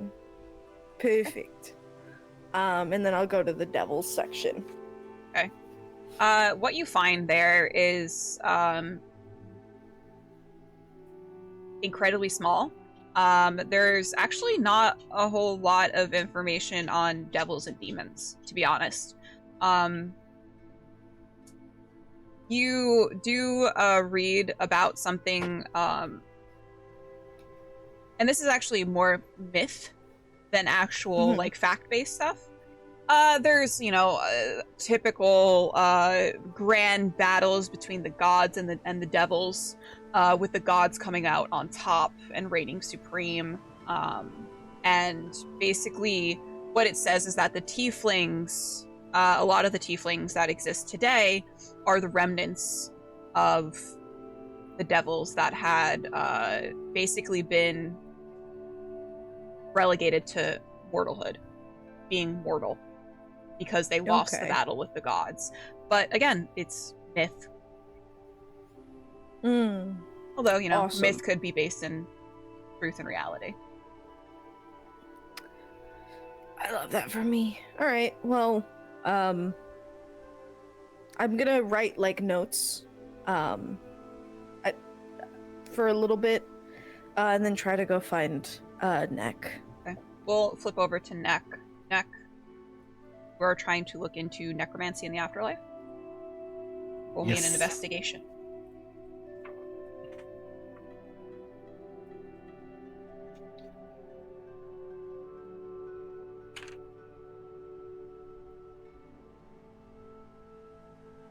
Investigation is 19 total. Okay. So regarding the afterlife, you find a lot about the goddess, the matron, who is the farrier of souls. She is the goddess of life and death and the cycle between it. And there's a lot of talk about the sanctity of that cycle and how precious that cycle is. And without that cycle, the world might be thrown into chaos. And as you're looking through the necromancy, I think you probably find like maybe 2 books about it, because it is such a new school of magic. And you note that the one of the names on the book is Lufir.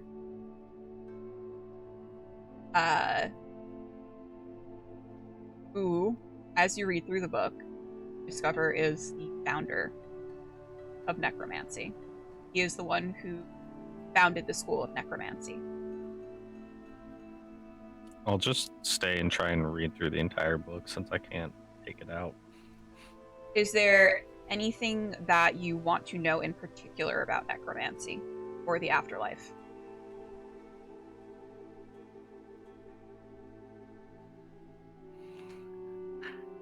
How does one get started? How does one dip their little toesies into this? So as you're reading through the necromancy book, it speaks highly of it's predominantly about the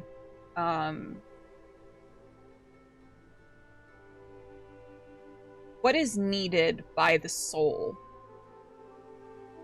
in order to break the cycle of life and death. There is a conviction that you need, that not everyone has, that is needed to be a necromancer.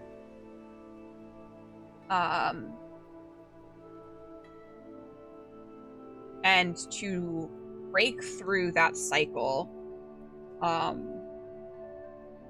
there's no coming back from that. How does one break that cycle then? There are, as you look, there are going to be some like charts and sort of like alchemical symbols throughout and runes. You might be familiar with. You're pretty well read, Neck. So if you spend some time, I would say like an hour, 2 hours, sort of trying to translate through these symbols, you may find the answer. I will do that. Okay. I'm going to ask you to roll me an Arcana check.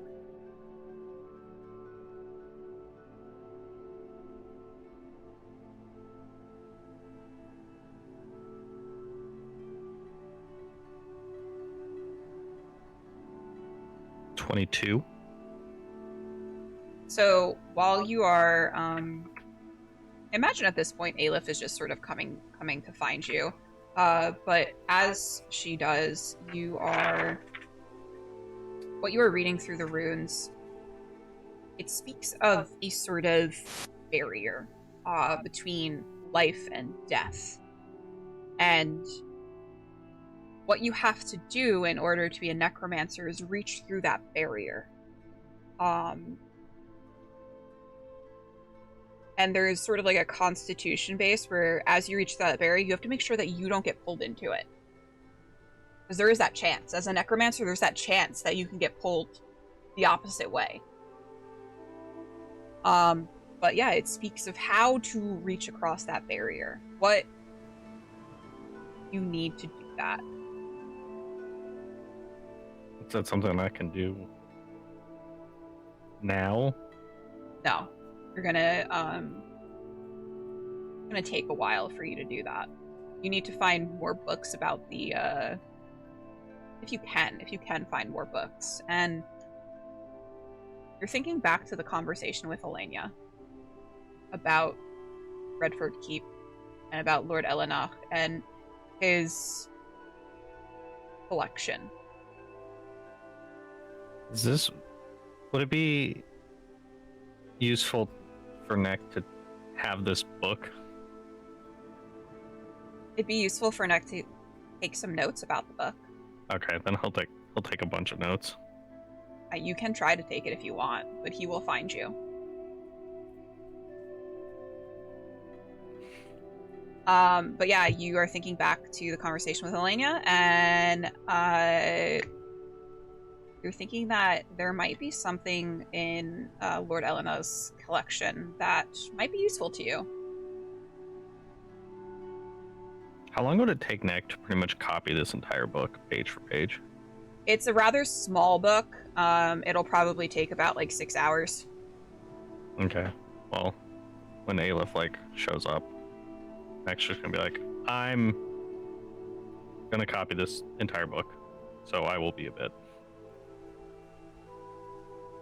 In case you meet up with the others or stay here, I don't know, but I'm occupied for probably the rest of the day.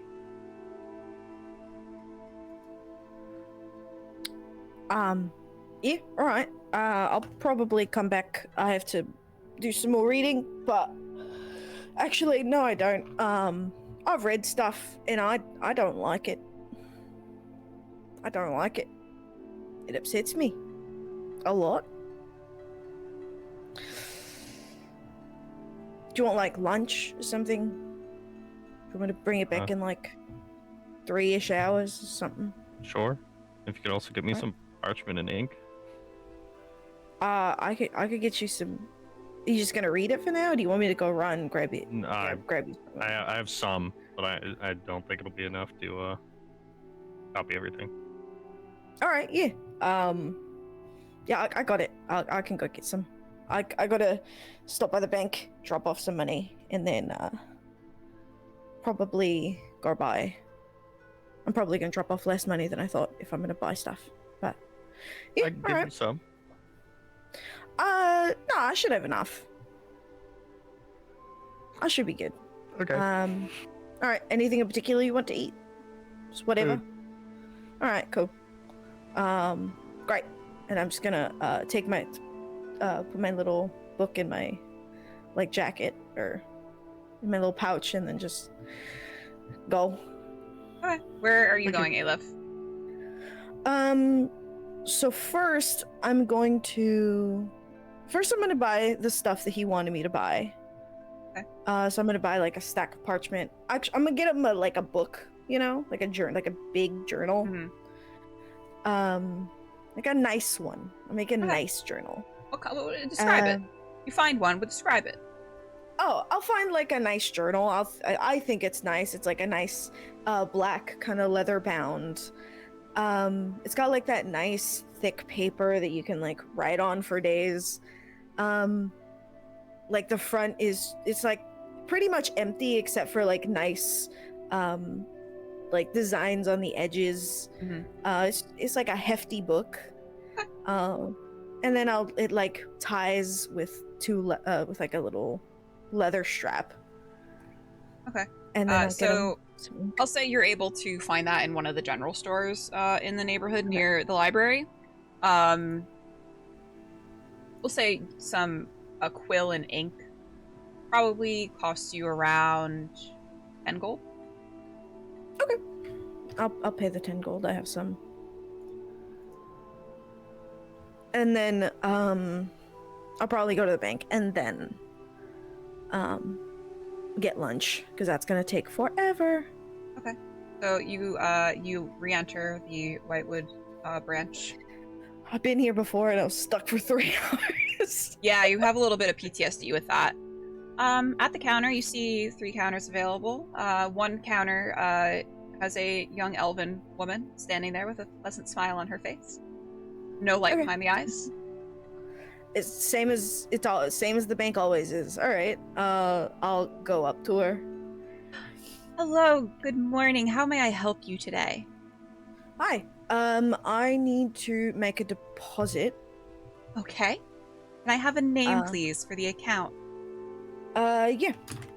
Is there anyone in this bank, or is it just me there's and her? there's 2 other people being helped. Okay. Eilif Mindmore. Eilif Myremorn. Oh. Can I have your account number, please? I'll give her my account number. Despite the deadness in her eyes, there's a wrinkle in her brow. Okay. And as you give your account number, she says, "Please hold on a moment."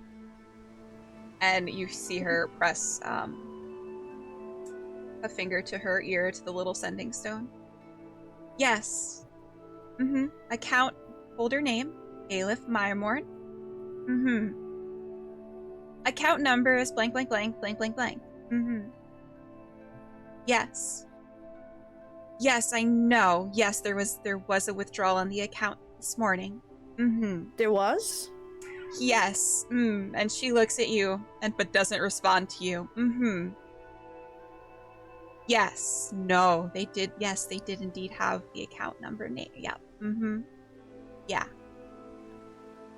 Okay. Eilif is like excited because this is like a step toward finding her kid. So she's just like, the last time she heard anything from like a withdrawal was forever ago. So now she's just hella excited. Yes. What would you like to deposit or withdraw? Okay. Yes. Last time I was here, you said that there had not been a withdrawal in a long time, about 6 months. Yes. Where was that deposit taken from? A withdrawal was taken this morning from here. Can you tell me who took the money out? Oh, it was a woman.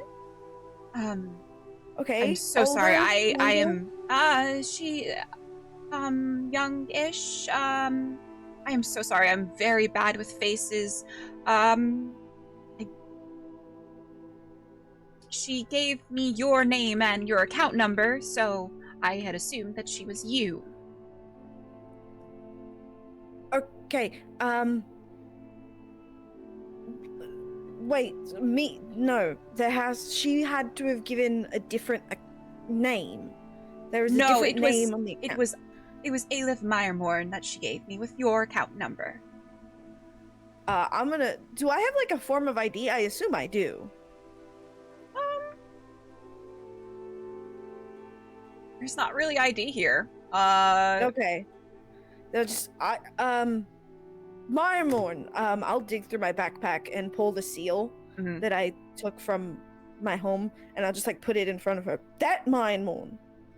As she looks, she says, yes, that is the account name, yes. She has my number? There's a lot of purple.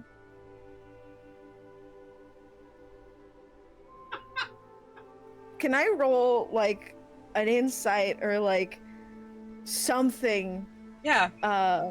To like guess at this. I'm gonna use an advantage.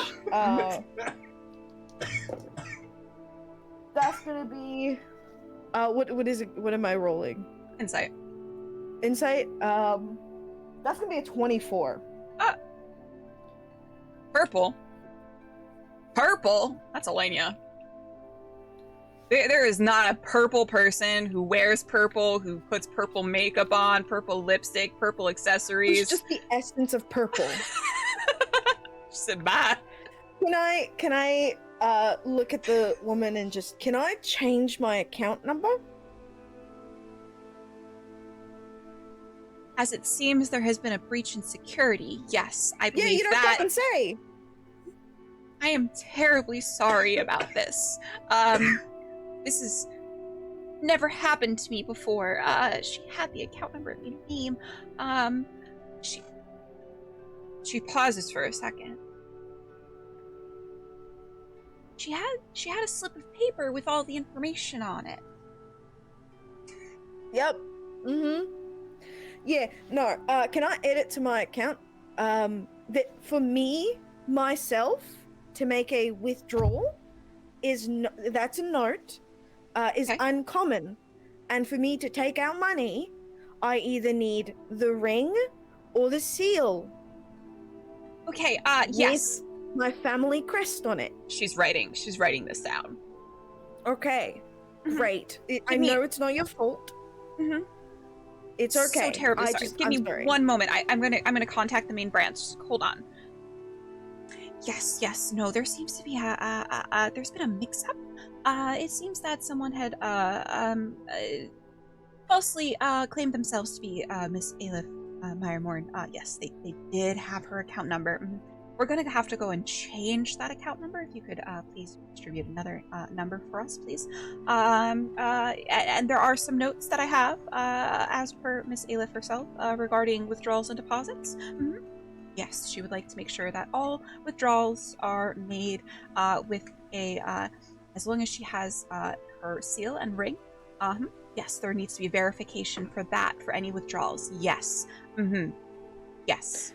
Okay. Would I know that my child has one of those rings? Yes. Okay, great. Done. As she's doing it, she's yes. Go ahead. Yep.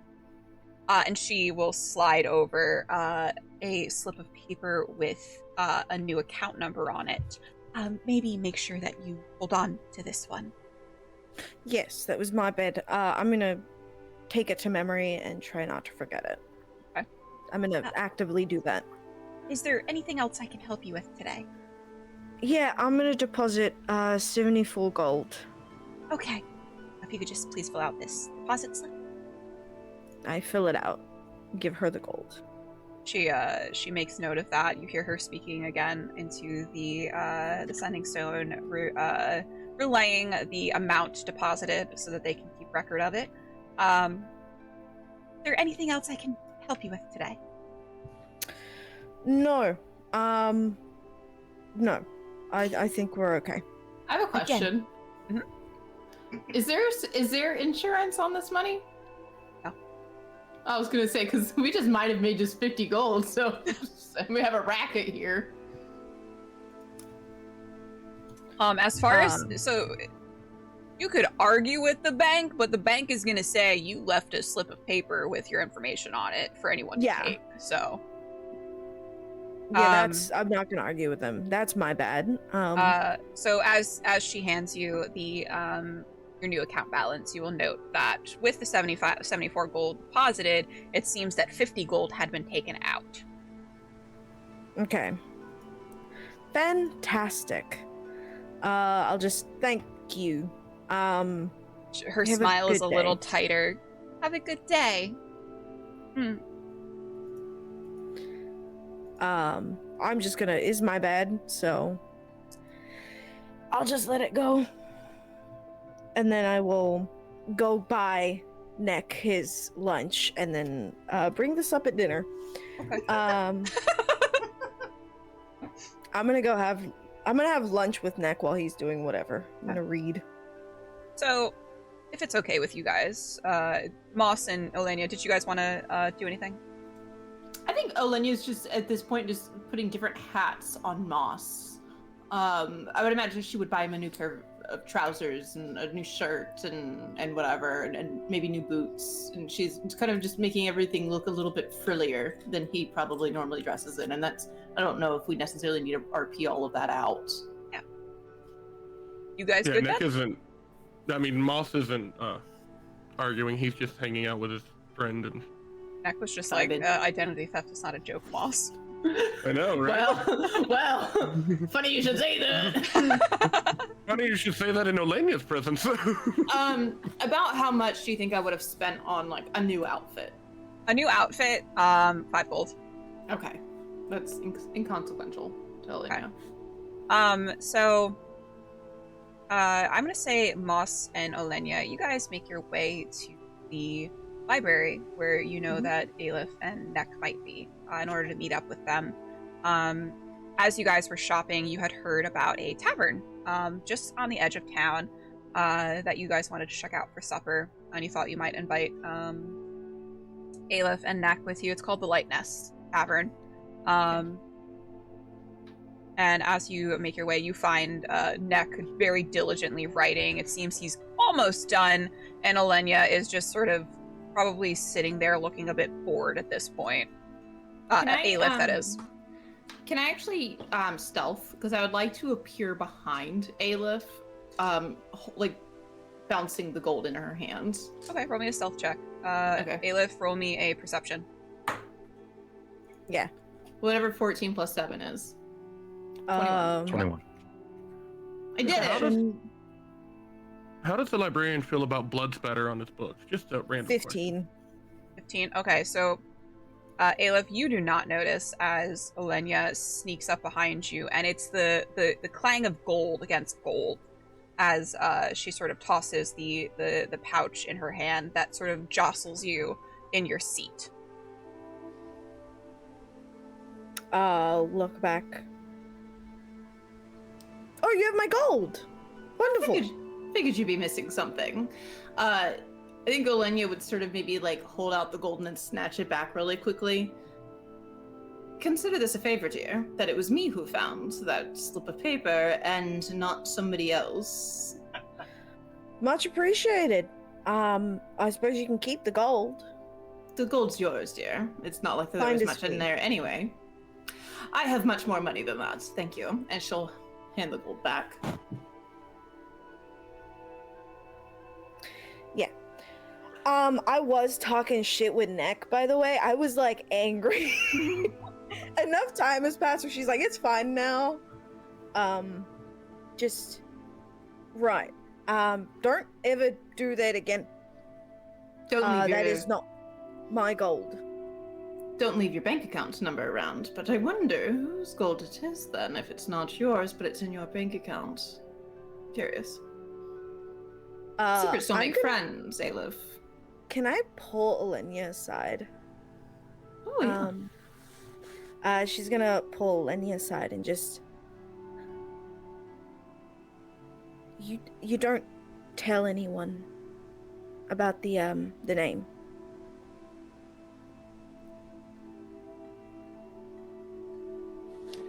What name? Keep the gold. She's going to force the gold back in your hand and cover your hand with it, her own. There are a lot of people in this world that will take quite advantage of you. I'm not one of them. I want that very clear. And I'm not an employee, then. We're friends. I don't know what that word means. Anyway, I'll just like roll my eyes and I brought sandwiches. I bought like a sub. well, there's a tavern on the outskirts of the town that I'd actually really like to go take a look at if we were hungry for supper. Maybe a drink. Maybe there's work to be found for myself if we were to maybe see a nearby brothel, but that's neither here nor there. But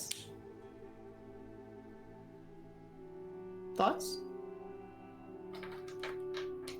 Sure. I've had a busy day. I could use a drink. Couldn't you all? Neck? I'm sure you could use one. Neck, you're pretty much done copying up at this point. Several hours. He will like finish writing. He's like, okay, what? Oh, hey everybody. We're gonna have a drink. Come on. Okay. Right. And he'll actually look at Eilif really quick and be like, did you want me to pay back for the paper and stuff? No, we're good. Thanks. No problem. So as you guys make your way towards the Light Nest tavern, it's seated up within the canopies of the trees just on the edge of Whitewood. There's a few people milling about outside the tavern, but not really paying you any mind as you make your way inside. It's nighttime. The sun has set, and the it looks like magical candles and lanterns have been lit around, creating a nice little atmosphere in the treetops. I need you all to play perception check. 19. My passive is 16, FYI. I don't know if that makes a huge difference to you. 14. 20 total. 19. All right, so everyone but Moss. For Moss. A shadow moves, and it comes to behind Oleyna. It goes to grab Oleyna, but Oleyna sees it just out of the corner of her eye and sort of leans out of reach. And I need everyone to roll initiative.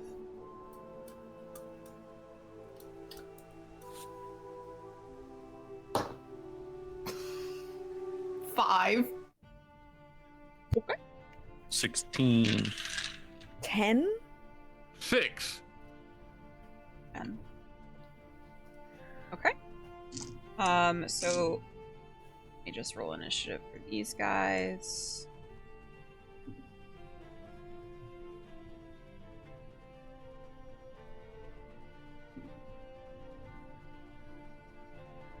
Okay. So let me actually put you guys on the map too. Hoot hoot hoot. Hoot hoot hoot. Get it? Get it? Because it's owlbear. Hoot hoot hoot. Damn it. I don't think that's owlbear say, but you know. Hoot hoot hoot. Hoot hoot hoot hoot hoot.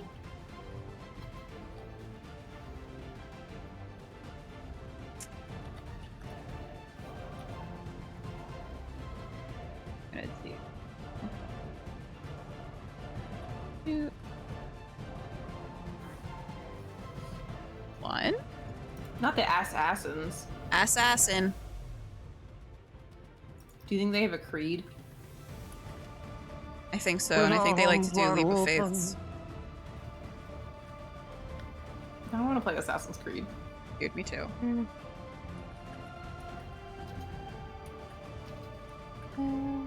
I wish they had a multiplayer one.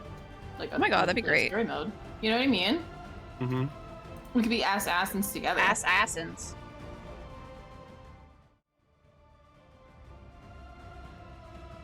Here we go. Alright, so as you look at this person, Oleyna, who just tried to accost you, it's weird. Their eyes are sort of gouged out. And they had tried to grab you. And when they noticed that you noticed them, they sort of jumped back a little bit and now are brandishing a weapon. And now that you're aware of them, you notice 3 others. All with their eyes gouged out. Looking as though they're about to convene on the party. And unfortunately, it is the one in front of you's turn. He is going to make a one attack on you. Don't. Well, I have to. I have 26 to. hit points. I only have 26 hit points. Well, it's okay, probably. I don't know what your AC is. Well, he got an 18 to hit. Well, that hits. Okay. Well, he's going to do 6 piercing damage. I would like to use a reaction. Okay. It's going to be Hellish Rebuke. All right. I'm going to set this bitch on fire. I'm going to tell you in a second. Okay. I would love to be able to tell you. He needs to make a dexterity saving throw. The DC. I don't have my DC written down. Fuck!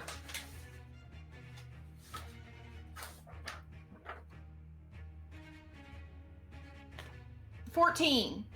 Okay, he got a 12. Oh, thank God. It's 2d10 of fire damage. Oh my God. It's a 9 and a 9. 18. Suck my nuts. Okay. Get fucked on. He doesn't want to do that. So you notice that it doesn't seem like that did as much damage as it should have done to him. As he sort of evades out of the way. And then he is going to sort of swing around you. No. To Moss and try to hit Moss. That's going to be a 15 to hit. Does a 15 hit Moss? Yep. That's going to be 6 points of damage.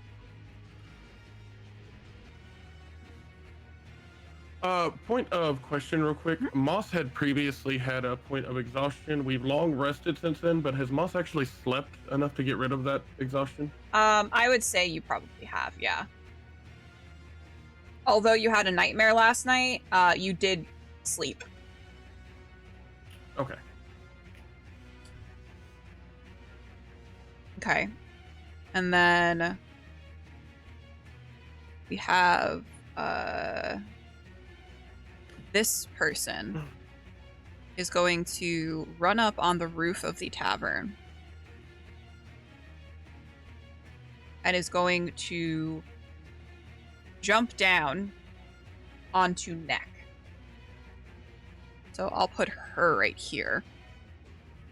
And she is going to... She has 2 twin blades she is going to attack you with. That is going to be a 21 hit. That hits. That's going to be 6 points of piercing damage and 5 points of poison damage.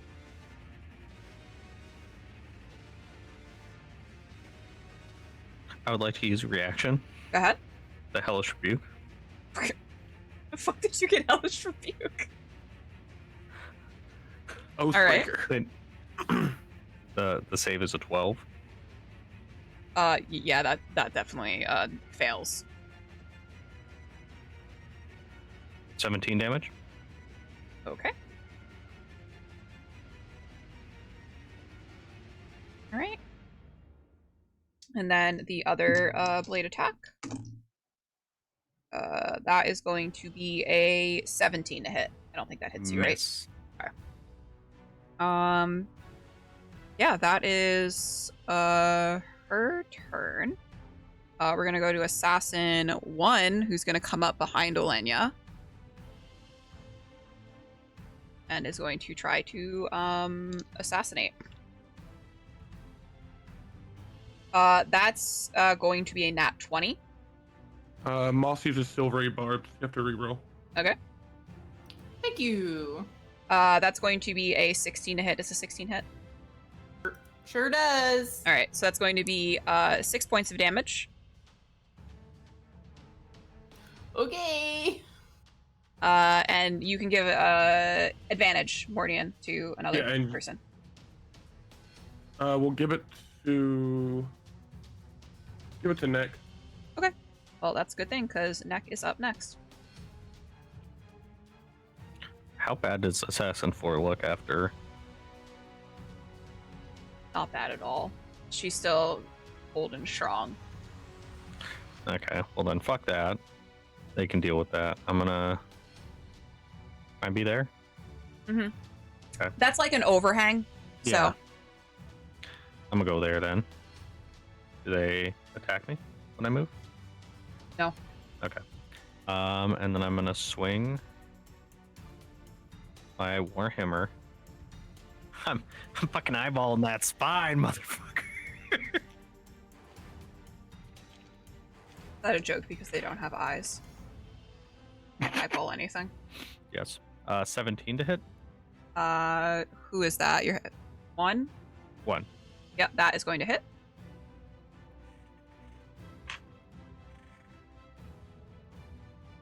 $10 damage. Okay. And then I'm gonna swing again.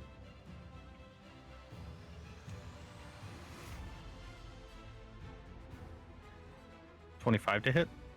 Oh, that definitely hits. 12 damage. Okay. And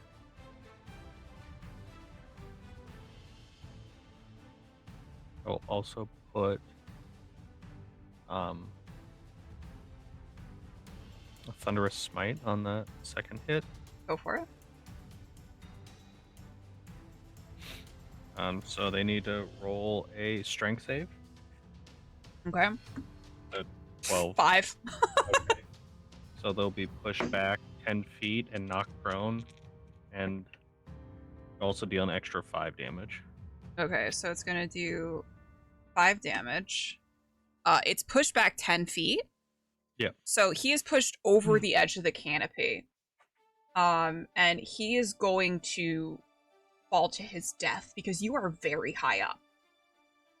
All you hear is as he and a thud as his body hits the ground, his spine inevitably crumpling. So he is dead on the ground. Spine crusher. Truly. So let me just... Fuck that spine! Leave my weird purple friend alone! Alright, so he is done. And next up we have Eilif. That's you're done, right, Neck? Yeah. Okay. Awesome. Well, I'm gonna. I guess Assassin's 4 is there, so I'm gonna deal with that. Thanks, buddy.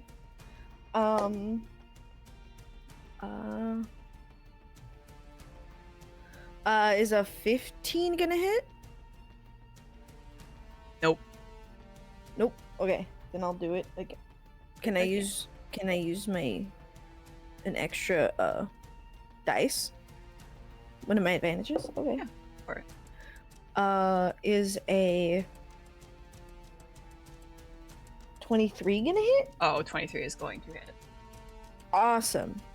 So I'm gonna gory smite this bitch. Okay. Cause I'm fucking sick of these people. Double the dice, correct? Or just no, max one out.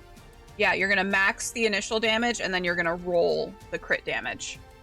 Okay, so then it's gonna be 14 plus oh my god, I can't do math. So 14 and then plus the gory smite, which is gonna be... Wait, no, I didn't roll. Okay. Gory smite. And Gory then Smite's going to be 14. double too, because that's crit damage. Yeah. 26, I believe? 26 total? Yeah. Okay. Awesome. I'm gonna do that again. Okay. I do have to take the damage, which is gonna be 5. That's a nat 20 on the dice. Alright. So let me take the damage first. Damage is 5. If that changes, that's gonna hurt. So if anyone doesn't know, Eilif is a Blood Knight fighter. So if she does damage to herself, she gets a lot of bonuses and buffs when she's attacking. 14. 15. 23. 23 damage? Yeah. Alright. I did not roll good on the dice. Okay, she is looking very, very rough. You managed to take her down by like 2/3 of her hit points.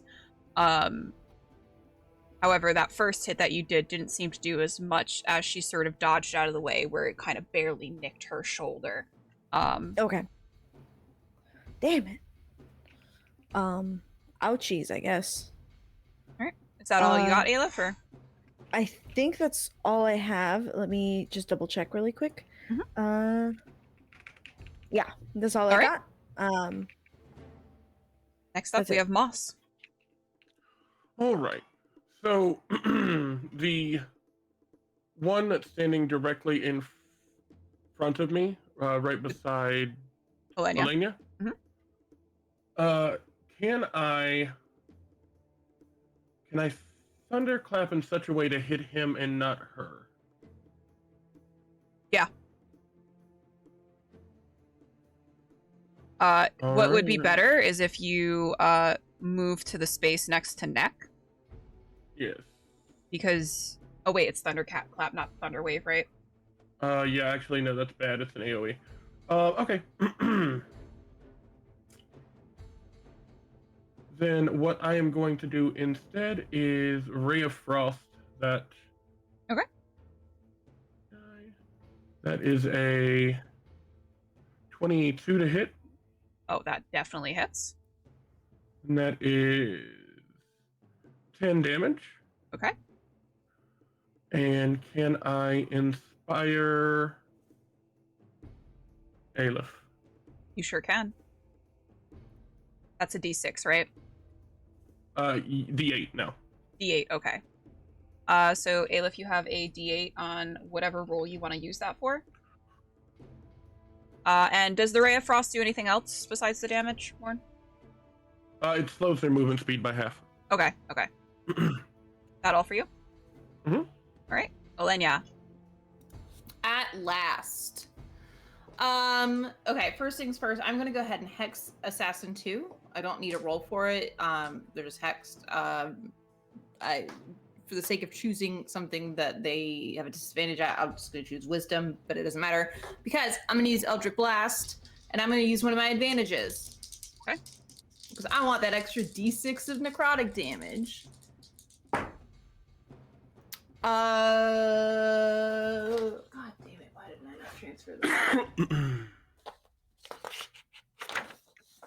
15 is the higher number plus 6. That'll hit. So that many. All right. It's a D10. That's a 2 plus 6, right? 2 plus a Okay, D6. I know, but plus my spellcasting modifier, Yes? I think. Make range spell. No, it's just force damage. Just kidding. It's not plus my spellcasting okay. modifier. I So couldn't it's remember. 2 and then I don't know, plus the D6, which is a 4. Okay, so 6 damage. Yes. Do you want to do another blast? You're 5th level now, so. Even though I'm only level 2 in Warlock. Yeah, I'm gonna Okay. give that to you. It's boring Okay. if otherwise. Nice. Do I keep advantage or do I need to use another advantage to roll advantage again? You'll keep advantage because it's the same spell. Okay. That's a 16 plus 6, so that hits. Mhm. Plus a D10. That's a 10, baby! 10? Woo! Nice. Plus another D6 because I keep that concentration. So 3, so 13 total. Cool. For that second hit. Damage. So he's looking pretty rough. Definitely still standing strong though at this point. Oleyna's pissed. Yes. Is that all for you, Oleyna? Yeah, that's all I can do. So Assassin 3 is going to come up Neck, and he is going to try to hit you. He saw you obliterate his friend, and he did not like. Well, he didn't see you do that. He felt it in his soul. He has no eyes. That's going to be a 24 to hit. That hits. All right, that's going to once per turn, the assassin can deal 14 damage. So he's going to deal 14 damage to you. And then he is going to try to hit again. That's not going to hit you. That was a 16. And yeah, he's going to hold position there. And we're back up at the top of the order with Assassin B, who is the one engaged with both Oleyna and Moss.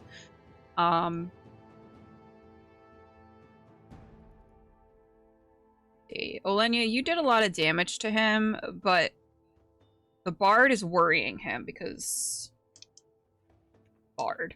And he would get advantage on us. Yeah, he actually they have advantage anyway. So that's going to be a nat 20. I have. Has an entire turn passed yet? Yeah, so that's why if you want to use your reaction again. Yeah, we'll silvery barbs again. All right. So that's going to be a 19 to hit you, Moss. That still hits. All right, so that's going to be 6 damage, 6 piercing.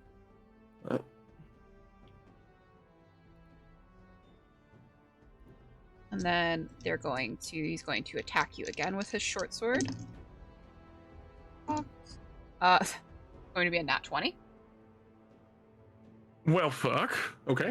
So you're gonna take 12 damage. Moss coughs up a little blood, but he's still alive. All right, and then let me look at the lingering injuries table. I would like you not to do that. Sorry. I can do nothing about it. I say to the rule that I made up. Let's see. If only there was anything I could do about it.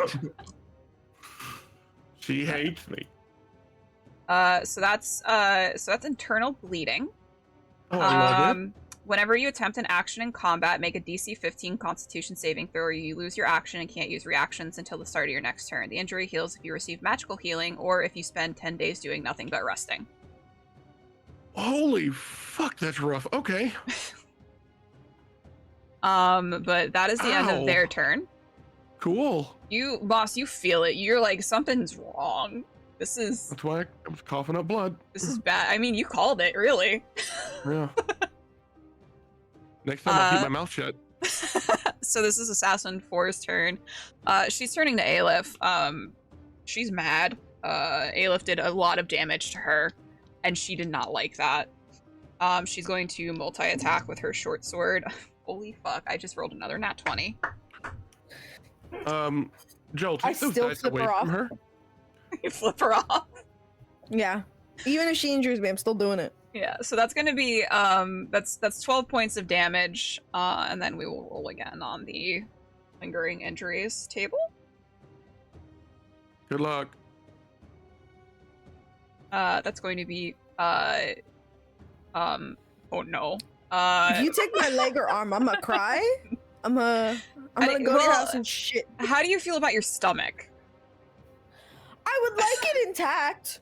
I would prefer that. So you have a punctured stomach. Your stomach has an injury which leaks bile into your system when aggravated. Whenever you make a weapon attack, strength or dexterity check, or saving throw, make a DC 15 Constitution saving throw. On a failure, you take 2d6 acid damage and are stunned until the end of your next turn. You need magical healing. Come down and give you this book or these ideas. Go away, please. I'm showing up at your house and shitting on your couch. Okay, well, I'm locking the doors. I'm already in your walls, bitch. And she's going to attack you again. That's going to be a 24 to hit. Yeah. 6 damage. Yeah. Yeah. Yeah. That in total, that is... It was 18 damage total. Thanks, bro. It's fine. I still flip her off. Alright, so Assassin A is dead. Now it is next turn.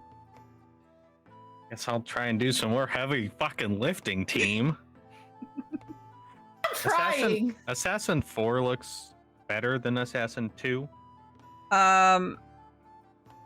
Assassin 4 is looking very rough. And Assassin 2 is looking, yeah, Assassin 2 is looking better, actually. Okay, then I'm gonna step here. Do I get swung on? No. Okay, and then I'm going to attempt to hit Assassin 2 with also with a Thundering Smite. Okay. On top of this.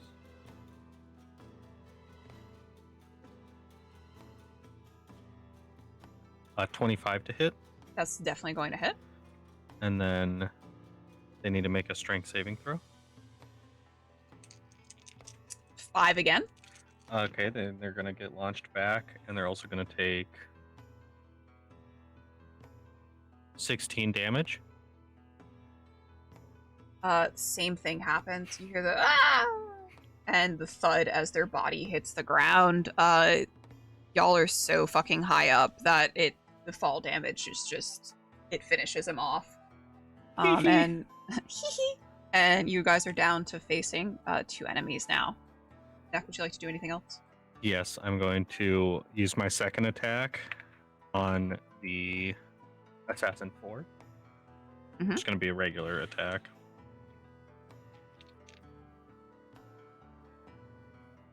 Oof.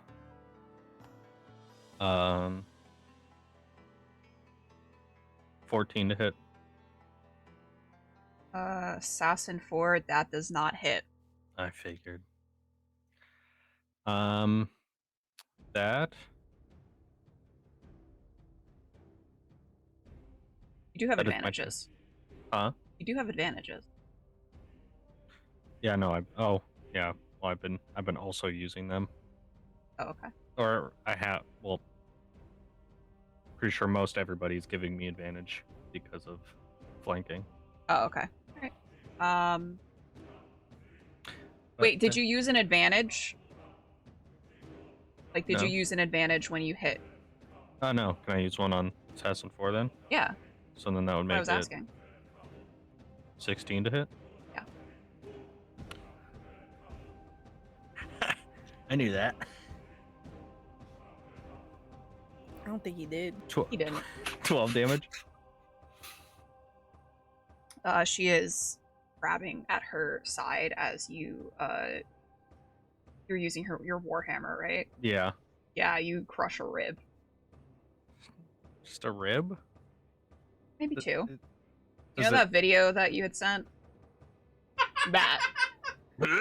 Okay. I'm happy with that. Alright. Eilif. Hello. I hate this bitch. She got me. I can't heal myself. I mean, I could, but I'm not gonna. So I have to make a con save, right? Yep, so you're gonna make a DC 15. Now's That the was time a to use it. 12. Now's the time to use advantages. My con save is 19. Okay. Okay. So you're good. Yeah, you're good. All right. No That's bile a nat damage. 20 on the dice. Alright. Fuck this bitch. I hate her. That's a good dice, but I'm not touching it again because I don't want to ruin it. We're in the juju. Ruin the juju. Great. Fuck you. There's a 2 on the dice. That is going to be. Fuck it. I'll put another gory smite into it. Okay. I'm very hurt now, friends. Don't worry about it. You guys are gonna have some supper after this. I just want supper. And then that's gonna be a 26. Yeah, 26. 14. 26 doubling damage? her- Yeah. That is exactly the amount that you needed. As you stab her through, she crumples on your sword. And I think you have to kind of kick her body to get it off your sword as it sort of slumps to the ground, leaving Great, you guys awesome. with only Assassin 3. And it is now... I have one more attack. Oh, you do have your attack. Go ahead. Can I make my way? Yeah, There. I'm not going to be a stickler about you guys moving through each Okay. other. Can I? I'm gonna actually move myself there. Great. And I'm gonna attack him now. I have to make another con save. That is gonna be a 23. That is good. That is good. That is I'm good. gonna go fuck myself. That's a nat 1. Oh. I used the same dice. I ruined it for myself. Okay. You know what? I'm gonna advantage it. Okay, I was I gonna don't- say you'd have to even if roll I on the crit fumble table. Even if I miss. I think I do. That's gonna be 14. It's gonna miss. No, 14 hits. 14 hits? Yeah, these guys are weaker than the other one. That's gonna be a 9 damage. 9 damage. This is the first damage this one has taken. Oh, I love that. I'm just with him now. Okay. Alright. And then that's all I can do. So that's it for me. Alright. I'm gonna look at everyone and then just go. I need like a shot. Moss. Moss is going to look around, look down at the blood coming, like, spilling onto his brand new clothes, and he's very upset. We'll get you some bleach, buddy. It's okay. Then he's going to kind of look up and, I don't know how you want to do this, or ruling, but when he looks at Oleyna, he knows she's taking a hit. Does she look in a really, really bad state, or? I'm down to 14 hit points. So you do with that information what you will. You know, if I'm Oleyna almost gets to half. hit again, there is a very good chance that she could go down. All right, he's going to walk over, place his hand on her, and cast healing word. Okay. And Oleyna, you are going to heal for 12 HP. Woo! I'm back up to max, baby. Woo! Thanks All very right. much. And he's going to cough up a little more blood, and that's all he can do. Isn't healing word a bonus action? It is a bonus action, yeah. Also, Moss, if you could give me a DC Constitution. Oh no.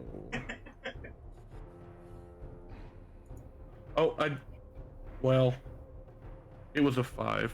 Okay, alright. You don't So- heal. No. Okay. If you attempt an action, the bonus action is fine, but I was gonna let you try an action too, but you don't get your action. We're gonna jump over to Oleyna. All right, Elenia's pissed.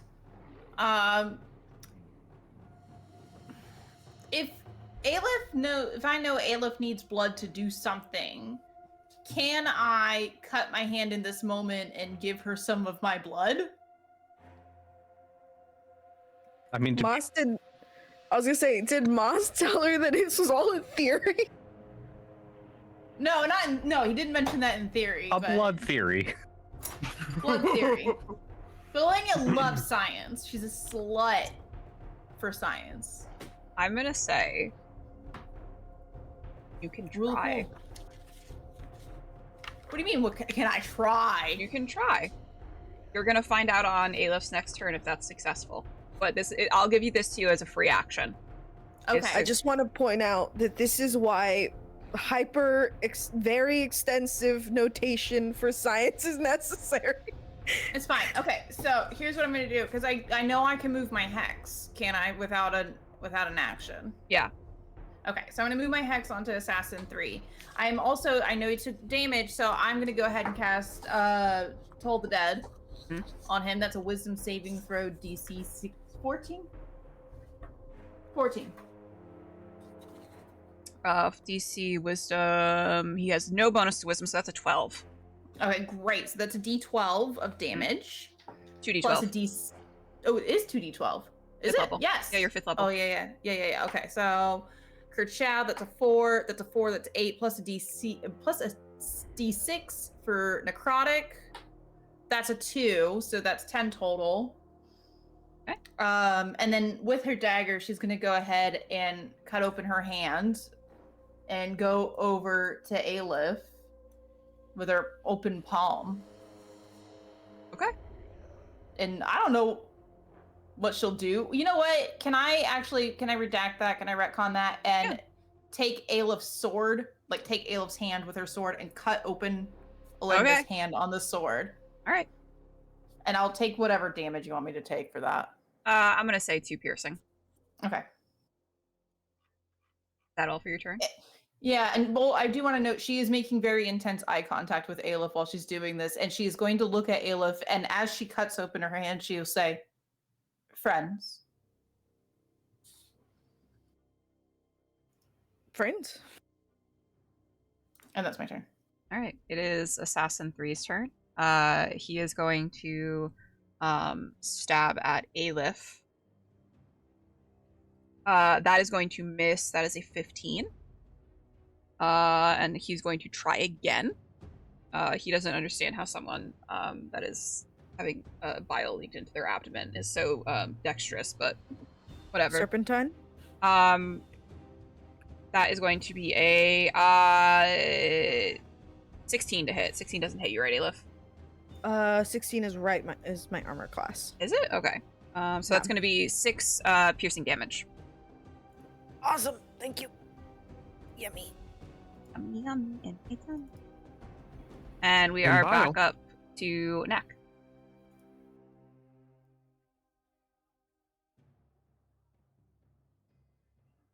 You're muted. You're muted. I'm gonna step towards Assassin 3. How are they looking? He's going strong. Barely taking any hits. Okay, in that case, he'll pull out his one of his Yickle, and he's going to attempt to try and stab the assassin in the hand. Okay. And if possible, try and like force his hand into the ground to try and pin his hand. Okay, so that's going to be... Make the attack roll first.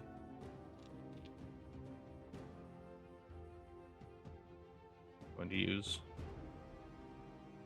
advantage on that. Fuck. So that misses. Okay. I'm going to try it again, though, with my second attack. Okay. That's a nat 20, so 26. Okay. So you managed to hit him. I need you now to roll a...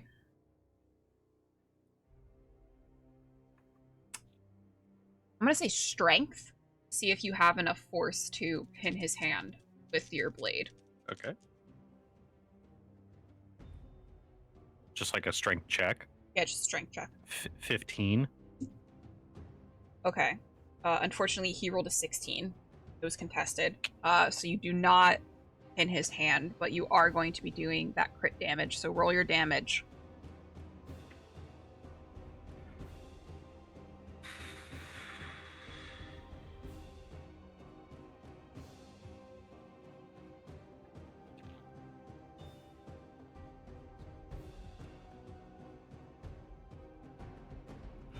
$22 damage. Okay. And that's piercing damage, right? It is piercing. Okay. So I'm gonna roll for the... So he's got internal bleeding now. So any action he makes, he's gonna have to make a DC 15 Constitution saving throw, or else he loses his turn. It's got very bad con. So is that all for your turn? Neck. He will... Can you tell that they're like assassins? Yeah. Okay. He's gonna be like, who sent you?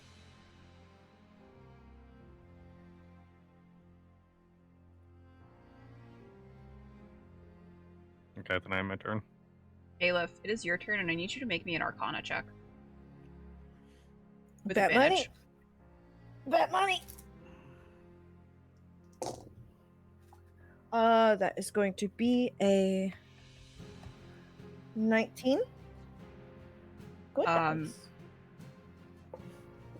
There's something about blood magic, and blood magic is very interesting because blood that is forcefully taken to be used in blood magic makes the magic often weaker. To have blood freely given, it's all about the intent. It makes it so much stronger. You're now going to do an extra d6 of damage with your with your attacks for the rest of the Awesome. combat. Awesome. And because it's Oleyna, Okay. it's a little bit sexier too. Oh yeah. All this while Ready? she's trying not to shit herself. That's cocked. Okay. To hit that guy, a 17. That hits. Great.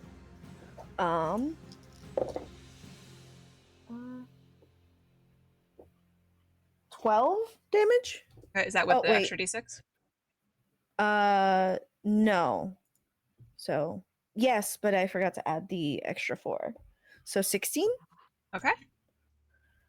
He's looking pretty rough. And then I'm gonna do that again. 12 plus 7. So 19. I don't know That why that hits. took me so long. Awesome. I lost my dice. Okay, that one's fine. He has a pile of D10s just on the side. So 9 again? I guess then again. 9 damage. All right. He is looking incredibly rough right now. He is barely holding on. It's nighttime, right? It is night. We're about to go to bed. Okay, I'll just second. Okay. Can I use that as a bonus action? I'm gonna second wind Okay. and heal myself. And then that's it. I think that's all I can do. So we're good. Did you miss? No. Oh, you second winded. Okay. Yeah, because I was like, wait, can I do? Oh, action search. I can't action search. I'm gonna do that. Fuck Okay. it. Fuck this guy. That's gonna be a 14 to hit. 14 hits. God damn, sir, you need like Hey, calm armor. down. Some of us have an AC of 14. 13. Some of us have an 17? AC of 12. 17 damage. Yeah. How do you want to do We're this, gonna point me Eilif? finger. I'm gonna stab him also in the gut. And that's it. I just want to stab him in the gut. I'm done. I want to Like, see how that feels? Not so good, I think. Yeah. And then I'm gonna spit on him. All right. Well, that's a little Christ. aggressive. Tummy hurts. As you guys kill off these wannabe assassins, They sucked at assassinating. they sucked, bitches. There are, gasps and whispers, and you hear the telltale sort of whistle of the city guard, the town guard, as they are being called. You guys have a couple of moments of reprieve to search the bodies. Yep, Oleyna's Can I on search it. Assassin 4? Doing that. Yeah. I'm searching gonna go- Assassin 3. I'm going down and getting 1 and 2, baby. All right. So I'm just going to tell you guys what you find all together. So you find 10 platinum pieces, 53 gold pieces, 72 silver pieces, 43 copper pieces. You find 3 potions of healing. You find a potion that sort of has a watery blue hue to it that you're unable to identify right now. You find some sort of robes that are clearly magical that you'll have to identify somehow. You find bracers that are magical. You find some sort of sword. It's got very intricate filigree on the pommel and the guard. And then you also find a +3 chain shirt. And this is all stuff that was like in their backpacks. Like they weren't wearing this. Weird. Yeah. Huh. They just robbed a magic shop. And I if was you guys gonna can say roll me something. an investigation check as you're searching Yeah. these bodies. I want to check their fucking bodies. I rolled a 19 on the die plus 1, so dirty 20. Okay. I got 10. 17. 14. Oleyna, it is you who finds a little note hidden in the assassin's fore pocket. You read through it. White hair, purple skin, purple eyes. Goes by Oleyna. They were assassinating you. You were the target.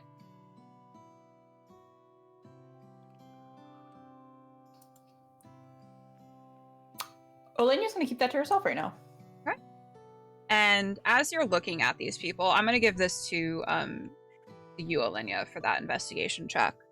You're looking at these people and you're looking at their eyes have been gouged out and sewn shut. There's a guild in Solaris called the Eilif. It is an assassin's guild. They are for hire. Ooh. That's fine. Everything's fine. Don't worry about it. Do I recognize the handwriting on that note at all? No, it's like No. chicken scratch. It's scrawled. You wouldn't recognize it. Bones has an inkling of who hired these assassins, but Oleyna does not. But yeah, so Oleyna's going to very discreetly tuck that note away. Okay. Can you make me a sleight of hand check just for that, and everyone else can roll perception? Including me. Yep. I'm going to say That's that you've made it back up. That is the worst I have ever done. 4 plus 7, I think. 11. Sleight of hand, right? Yeah, 4 plus 7, so 11. Moss got a 14. 21. 16. Everyone notices Oleyna dig this piece of paper out from the pocket of Assassin's or look at it very briefly before tucking it into the sleeve of her robes. What you all choose to do, if you all choose to say anything about that or discuss that, it will have to be at a later time as you hear the rush of footsteps coming up to the canopy, and guards flock around you all. They see the bodies on the floor and they see the eyeless people, and they're like, what happened? Is everyone all right? Thankfully, barely unscathed, but, well, not unscathed. Some of my friends are mortally wounded, but, barely escaped with our lives. It seems as though you guards have not done quite well in your jobs, as we were just attacked. Unprovoked. This guard starts to look nervous. Perhaps he was being a little lackadaisical in his duty today, so he is a little worried. He's like, we're just gonna we have to get this cleaned up. We're gonna take statements from you and everyone who witnessed this. I'm terribly sorry. We're gonna have to ask for a little bit moment of your time as we take your statements. Real quick, who reigns over this area? It's not Lord Aelin, is it? No. No. Okay. Well, no, not him. Okay. I was Moss. gonna pull a card. Moss, after checking Assassin 4, kind of sits and leans up against the railing there, and he's going to attempt to cast first level healing word on himself to see if he can get this thing to go away. You do so without much effort. You almost feel your insides start to thread together as the blood sort of back to where it's supposed to be, and you're feeling a lot better as you do so. Okay. Thank you. I healed 4. I now have a couple hit points. Seeing as I have no magic, I'ma just sit here. There's healing potion. If Moss sees Eilif sitting down, like, he will assume that if it healed his, it will heal hers, so he will try casting a first level healing word on her as well. Okay. If you guys want a moment to RP, I have to go to the bathroom, so I will be right back. You guys, just talk. Love you so much. Thank you. All right, bye. Goodbye. Did it do something to your insides as well? I was coughing up blood, like, from a slight stab. Yeah, I didn't know if it was from the the sandwiches I got for neck and eye, or if it was the stab wound. I would typically say it's probably the stab wound, and he will reach down and cast Healing Word and heal you for 6. Much appreciated. Yeah. I'll just obviously it doesn't hurt as much, so I'll just sit up a little bit and just yeah, I'm still not doing great. Me either. The blood did help, it turns out.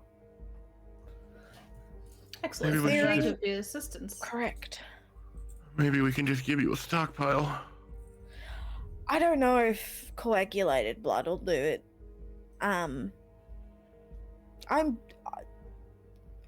Thank you, Oleyna. Of course. I suppose I don't know how to split loot. I suppose take what you want. We'll take a look at it once we've had a moment of reprieve, of course, but let's not stress about that so much. More so worried about getting a meal in and resting. I'm worried about who they were after. Same. Yes, that's quite the Neck will folly. cut Oleyna a look. Yes, Neck, how can I help you? Let's go have dinner. So the guards will take you each aside to get your statement. Your statements all line up, as well as the statement of the witnesses who had been kind of milling about outside the tavern. And they sort of let you go free for the night. And you guys are allowed to enter into the tavern if you wish at this point to have supper before heading back to the inn.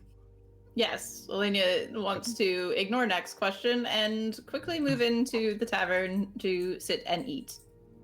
As Oleyna's walking, I'll let Oleyna walk in first. Can I pickpocket her? For the slip of paper? Go for it. Sleight of hand Oh. versus perception. Okay. Oh. Okay. I am using advantage. What's 6 That's, plus 18? 24. 24. That's gonna be 22. Mm. So close. Yes, You so could use an far. advantage. I was gonna say you can make an She advantage die. She did. I did. She could use another. Give it +2.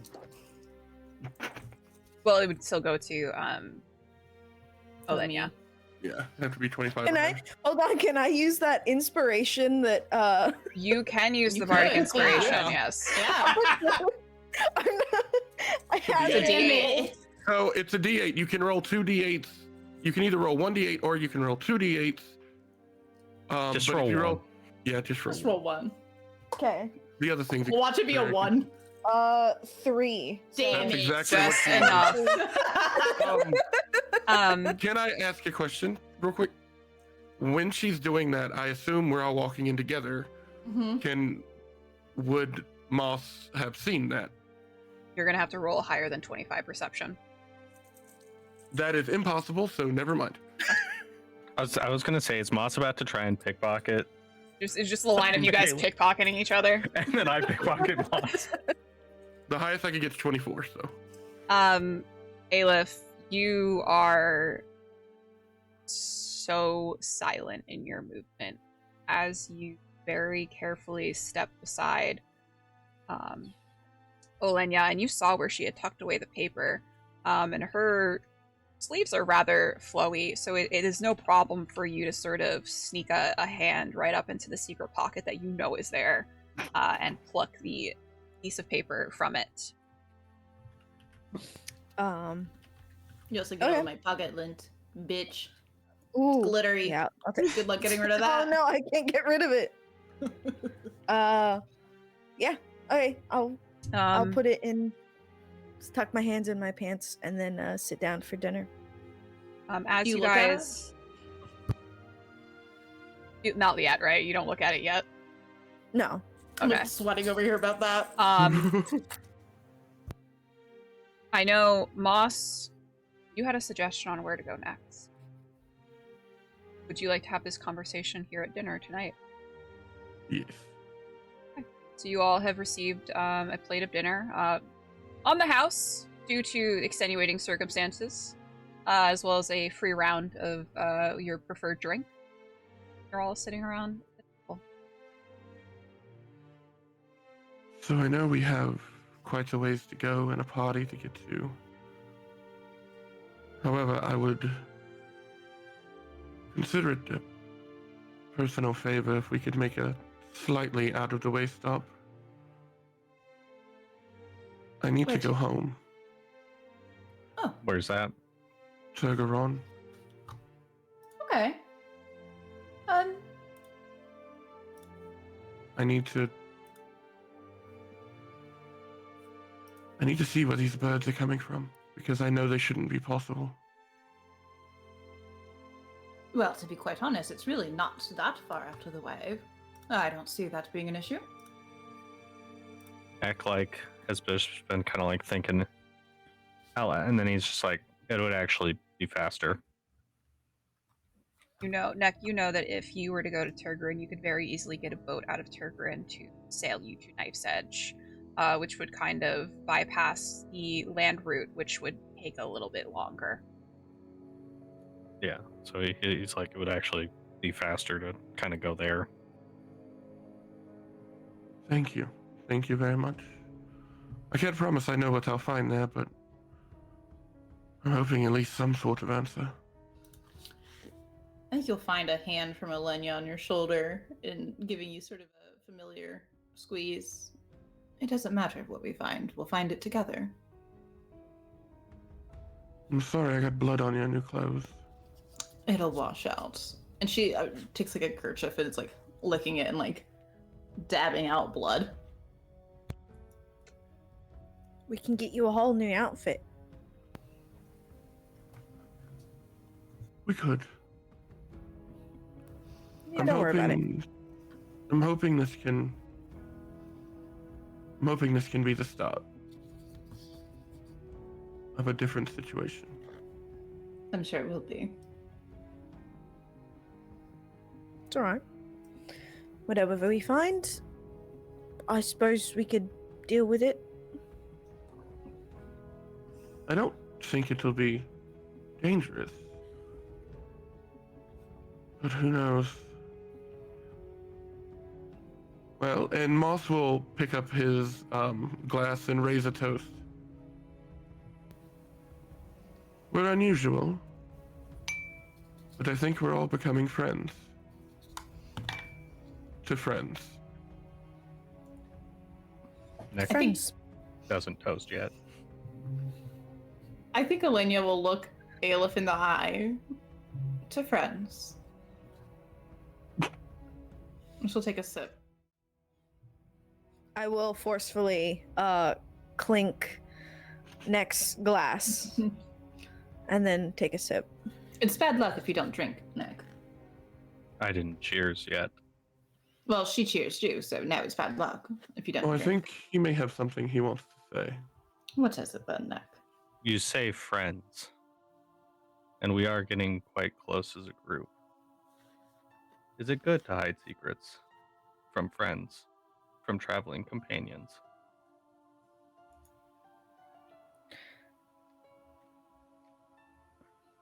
What are you Do you- getting at, Nick?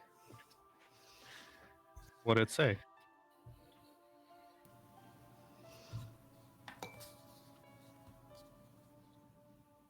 What did what say? I'm gonna pull out the paper. Oh God. Jesus Christ. It's like that one episode of the Jersey Shore. We just wanted you to know that Ronnie was dancing with With a several girl. girls at Karma last night. I think Oleyna, you will see her kind of that indigo flush kind of cross across her face. I see. Planning on I telling haven't us? read it. Open it, Eilif. Tell them what it says then. Read I'll it. give it to Neck. He's gonna take it and he's gonna look at Oleyna and be like, "Were you planning on telling us?" I wasn't. He'll read it for himself. As you read it, it's a description of a person to target. Oleyna. He'll then kind of pass it to Moss. Moss will.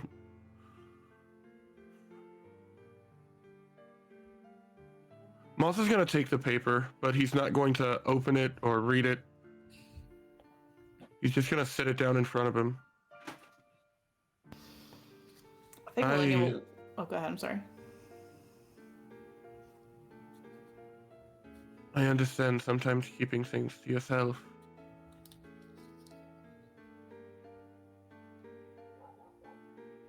I know it may not be the best thing to do, but sometimes I don't know any other way myself. So if you want me to know what's on this paper, you can tell me. Otherwise, that's your information to share whenever you want to share it. Oleyna will sigh. It's a target description, Moss, for me. I was the target of the assassination. Who would want to assassinate you? Scorned lovers. They come out of Solaris. It's a guild of assassins, the Eilif. So, somebody from Solaris. I know it's not the Gilded Cage. And I know it's not Vadium. But, you know, somebody who doesn't want me alive. And I think for the sake of continuity and for the sake of not withholding everything, I think that it would be pretty evident, especially since Oleyna was kind of caught by surprise that she was pickpocketed. You know that she is withholding more information from her own suspicions. I understand holding back.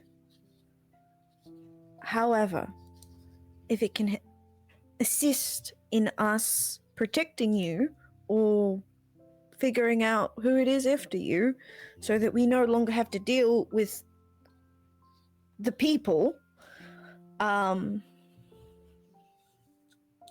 if you can tell us everything, that would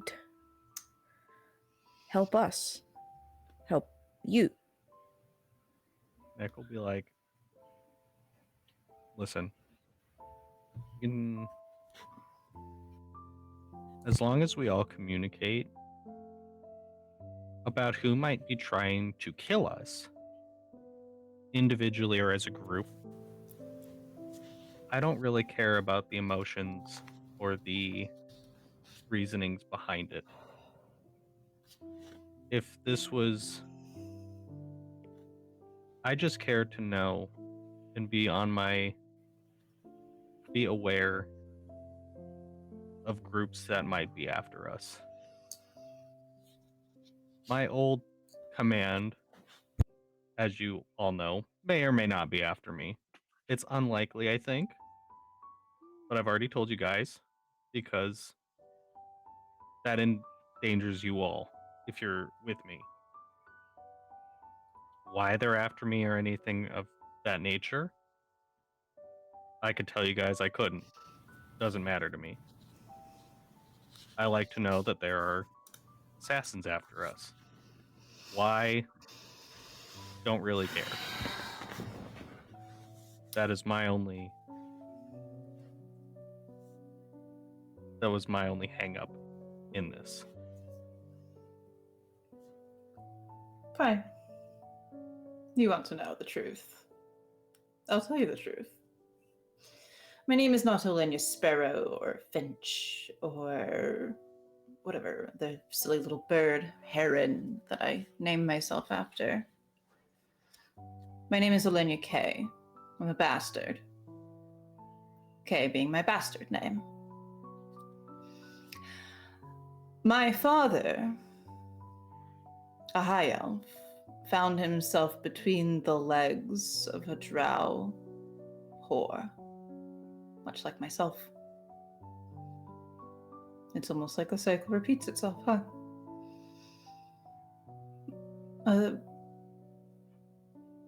courtesan seeks higher aspirations after all than her current status. I don't know if you know this or not, Neck, but the life of a courtesan is not all that it seems to be.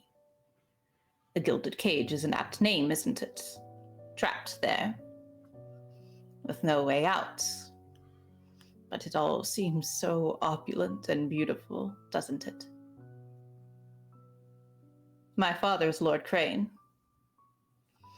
When I was born, I was dropped on his doorsteps, I suppose by my mother or somebody else who had felt bad for an infant who could not live on their own without the care of an adult, right? Yes, well, Lord Crane took it upon himself to see that his baby child, his bastard of the Drow whore, was left on the streets. That's all right. I'm a woman of unusual circumstance. A survivor, if you will. And I will do everything that I can to survive. And if I so much see another assassin sent by Lord Crane, then I don't know if there is a word for killing a lord. It's not regicide. He would never amount to something such. But you can imagine my feelings towards this matter. My purpose for keeping this away from all of you was to not implicate any of you, but cat's out of the bag, I suppose. Are you satisfied with that information, Neck? Eilif? Patricide. Patricide. That's a great word, isn't it? But what am I to know? I'm just a whore. Next, like, I believe you misinterpreted what I said, but it's good to know. Don't mistake my anger towards the situation towards you, but you could imagine my unease. He knows that I am out there, and I'm assuming, this is an assumption, that he wants me killed for it. For what, I don't know. I've never bothered him, except for maybe I've fucked many of his men, guards, and other nobility, his friends. Made a laughingstock out of him, but... If he doesn't have other children, I suppose you're the last one left. I don't know. I don't think his current wife has bore him any children. I suppose that I would be his heir, technically. But again, with the last name K, what am I to amount to? A lot. From my experience, a lot. Oh, I assure you, I will amount to much more than this a lot in life. But, again, it's an assumption. I don't know for sure if it's him. Well, Moss, we can find out. Moss will turn to look at Oleyna, and with the most dead-set, serious look you've ever seen him give anyone. Do you want him dead? I haven't decided yet. It seems too easy. Plus, I Come don't want to end up in prison, but I would like to destroy him more in a metaphoric sense. That's my area of expertise. Something I'm not terrible at either. I think we might be able to make this happen either way. Whether it's him or not, it seems important to you that he not be happy. And it's important to me because it's important to you. Why do you think I sent those refugees down to Solaris? They're his problem now. Clever. Whatever it is, unless they have much higher caliber of assassins, you are safe here. You are safe with us. I do believe that it might be time to pen, my dear father.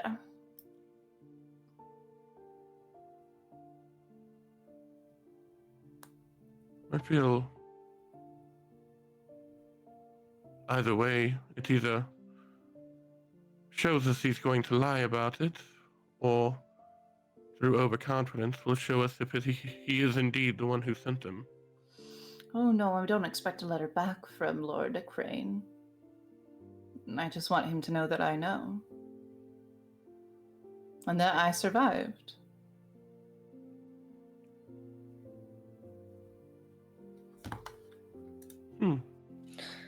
And you will see a slight smile come to Moss's face.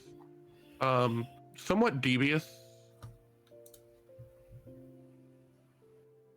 I feel like that's a fantastic idea.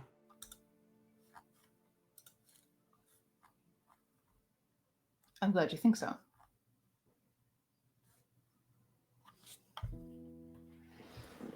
Okay. Elsewhere. Further south. 2 weeks earlier. On the Isle in the city of Solaris, a conversation is taking place. Well, not so much a conversation as it is one party yelling at another. And she just left the city, a tall elven man hisses out. The deep furrow of his brow does nothing to detract from his handsome features and the fury in his violet eyes. How long ago? The man before him shrinks a little at the tone. A halfling bearing the colors of House Crane, a striking sky blue against the deep plum. I'm sorry, my lord. How long? The elf interrupts. Several weeks? 3 months at the most? The elf stares down, his face going eerily blank. Are you telling me that she has been gone from the city without a watchful eye for months now, and I'm only just hearing about it? I'm sorry, my lord. We thought she was still at the Gilded Cage. She hardly ever leaves, and... We pull back from the scene. Further and further through the crack of just slightly ajar door to a woman hidden in the shadows. Elegant, painfully beautiful, marred by the frown on her face as she listens to the conversation. Beside her, a handmaiden stays frightfully still, sensing the cold rage pooling from the woman, nearly jumping out of her skin as she speaks. Go to the Gilded Cage. Find out who they speak of. The handmaiden can do nothing but nod under the harsh eyes of Lady Crane, scurrying off without another word. That's where we'll end today's. The Gilded Crane's cage is about to be burned down. Holy shit. Well, It is at least satisfying to know your dad's pissed off. it's really nice to know You're on I'm the not right track. Were you surprised that I got it? No, I knew that you were gonna think it was him. But Right. Or that I was at least... you forgot about his wife, who didn't know about you. No, I didn't forget about his wife, but I didn't know that she would be like that. Mm-hmm. She's a bitch. Fuck that bitch. Amen. Okay. Jay, introduce yourself. Tell us who you are. Hi, I'm Jay. I am at TheYellowCubes on all social media. I kind of just hang around. You can find me on any of the Discords. That's about it. I guess I should probably start streaming. Yeah. Yeah. Yeah. Yeah. Yeah. Mournian. I'm Mournian. Mournian. You can find me in, random chats being a general nuisance. Yeah, that's about it. That's me. I play Moss. Moss is slowly climbing out of his sad boy era, but unfortunately he may be on a revenge arc now. Joel.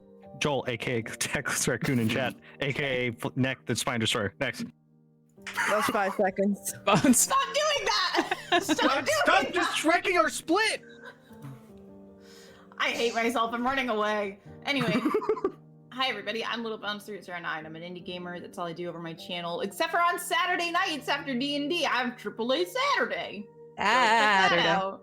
It's Saturday. In our house.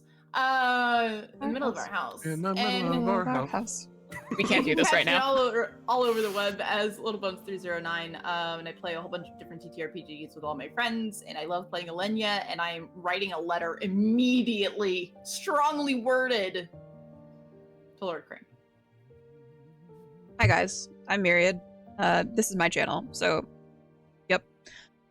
We have a bunch of games coming up next week, Monday night at around 5:30 p.m. Pacific. We are going to be having a one-shot that takes place here in the world of All We've Lost, but many, many, many, many, many, many, many miles away from where our party is currently.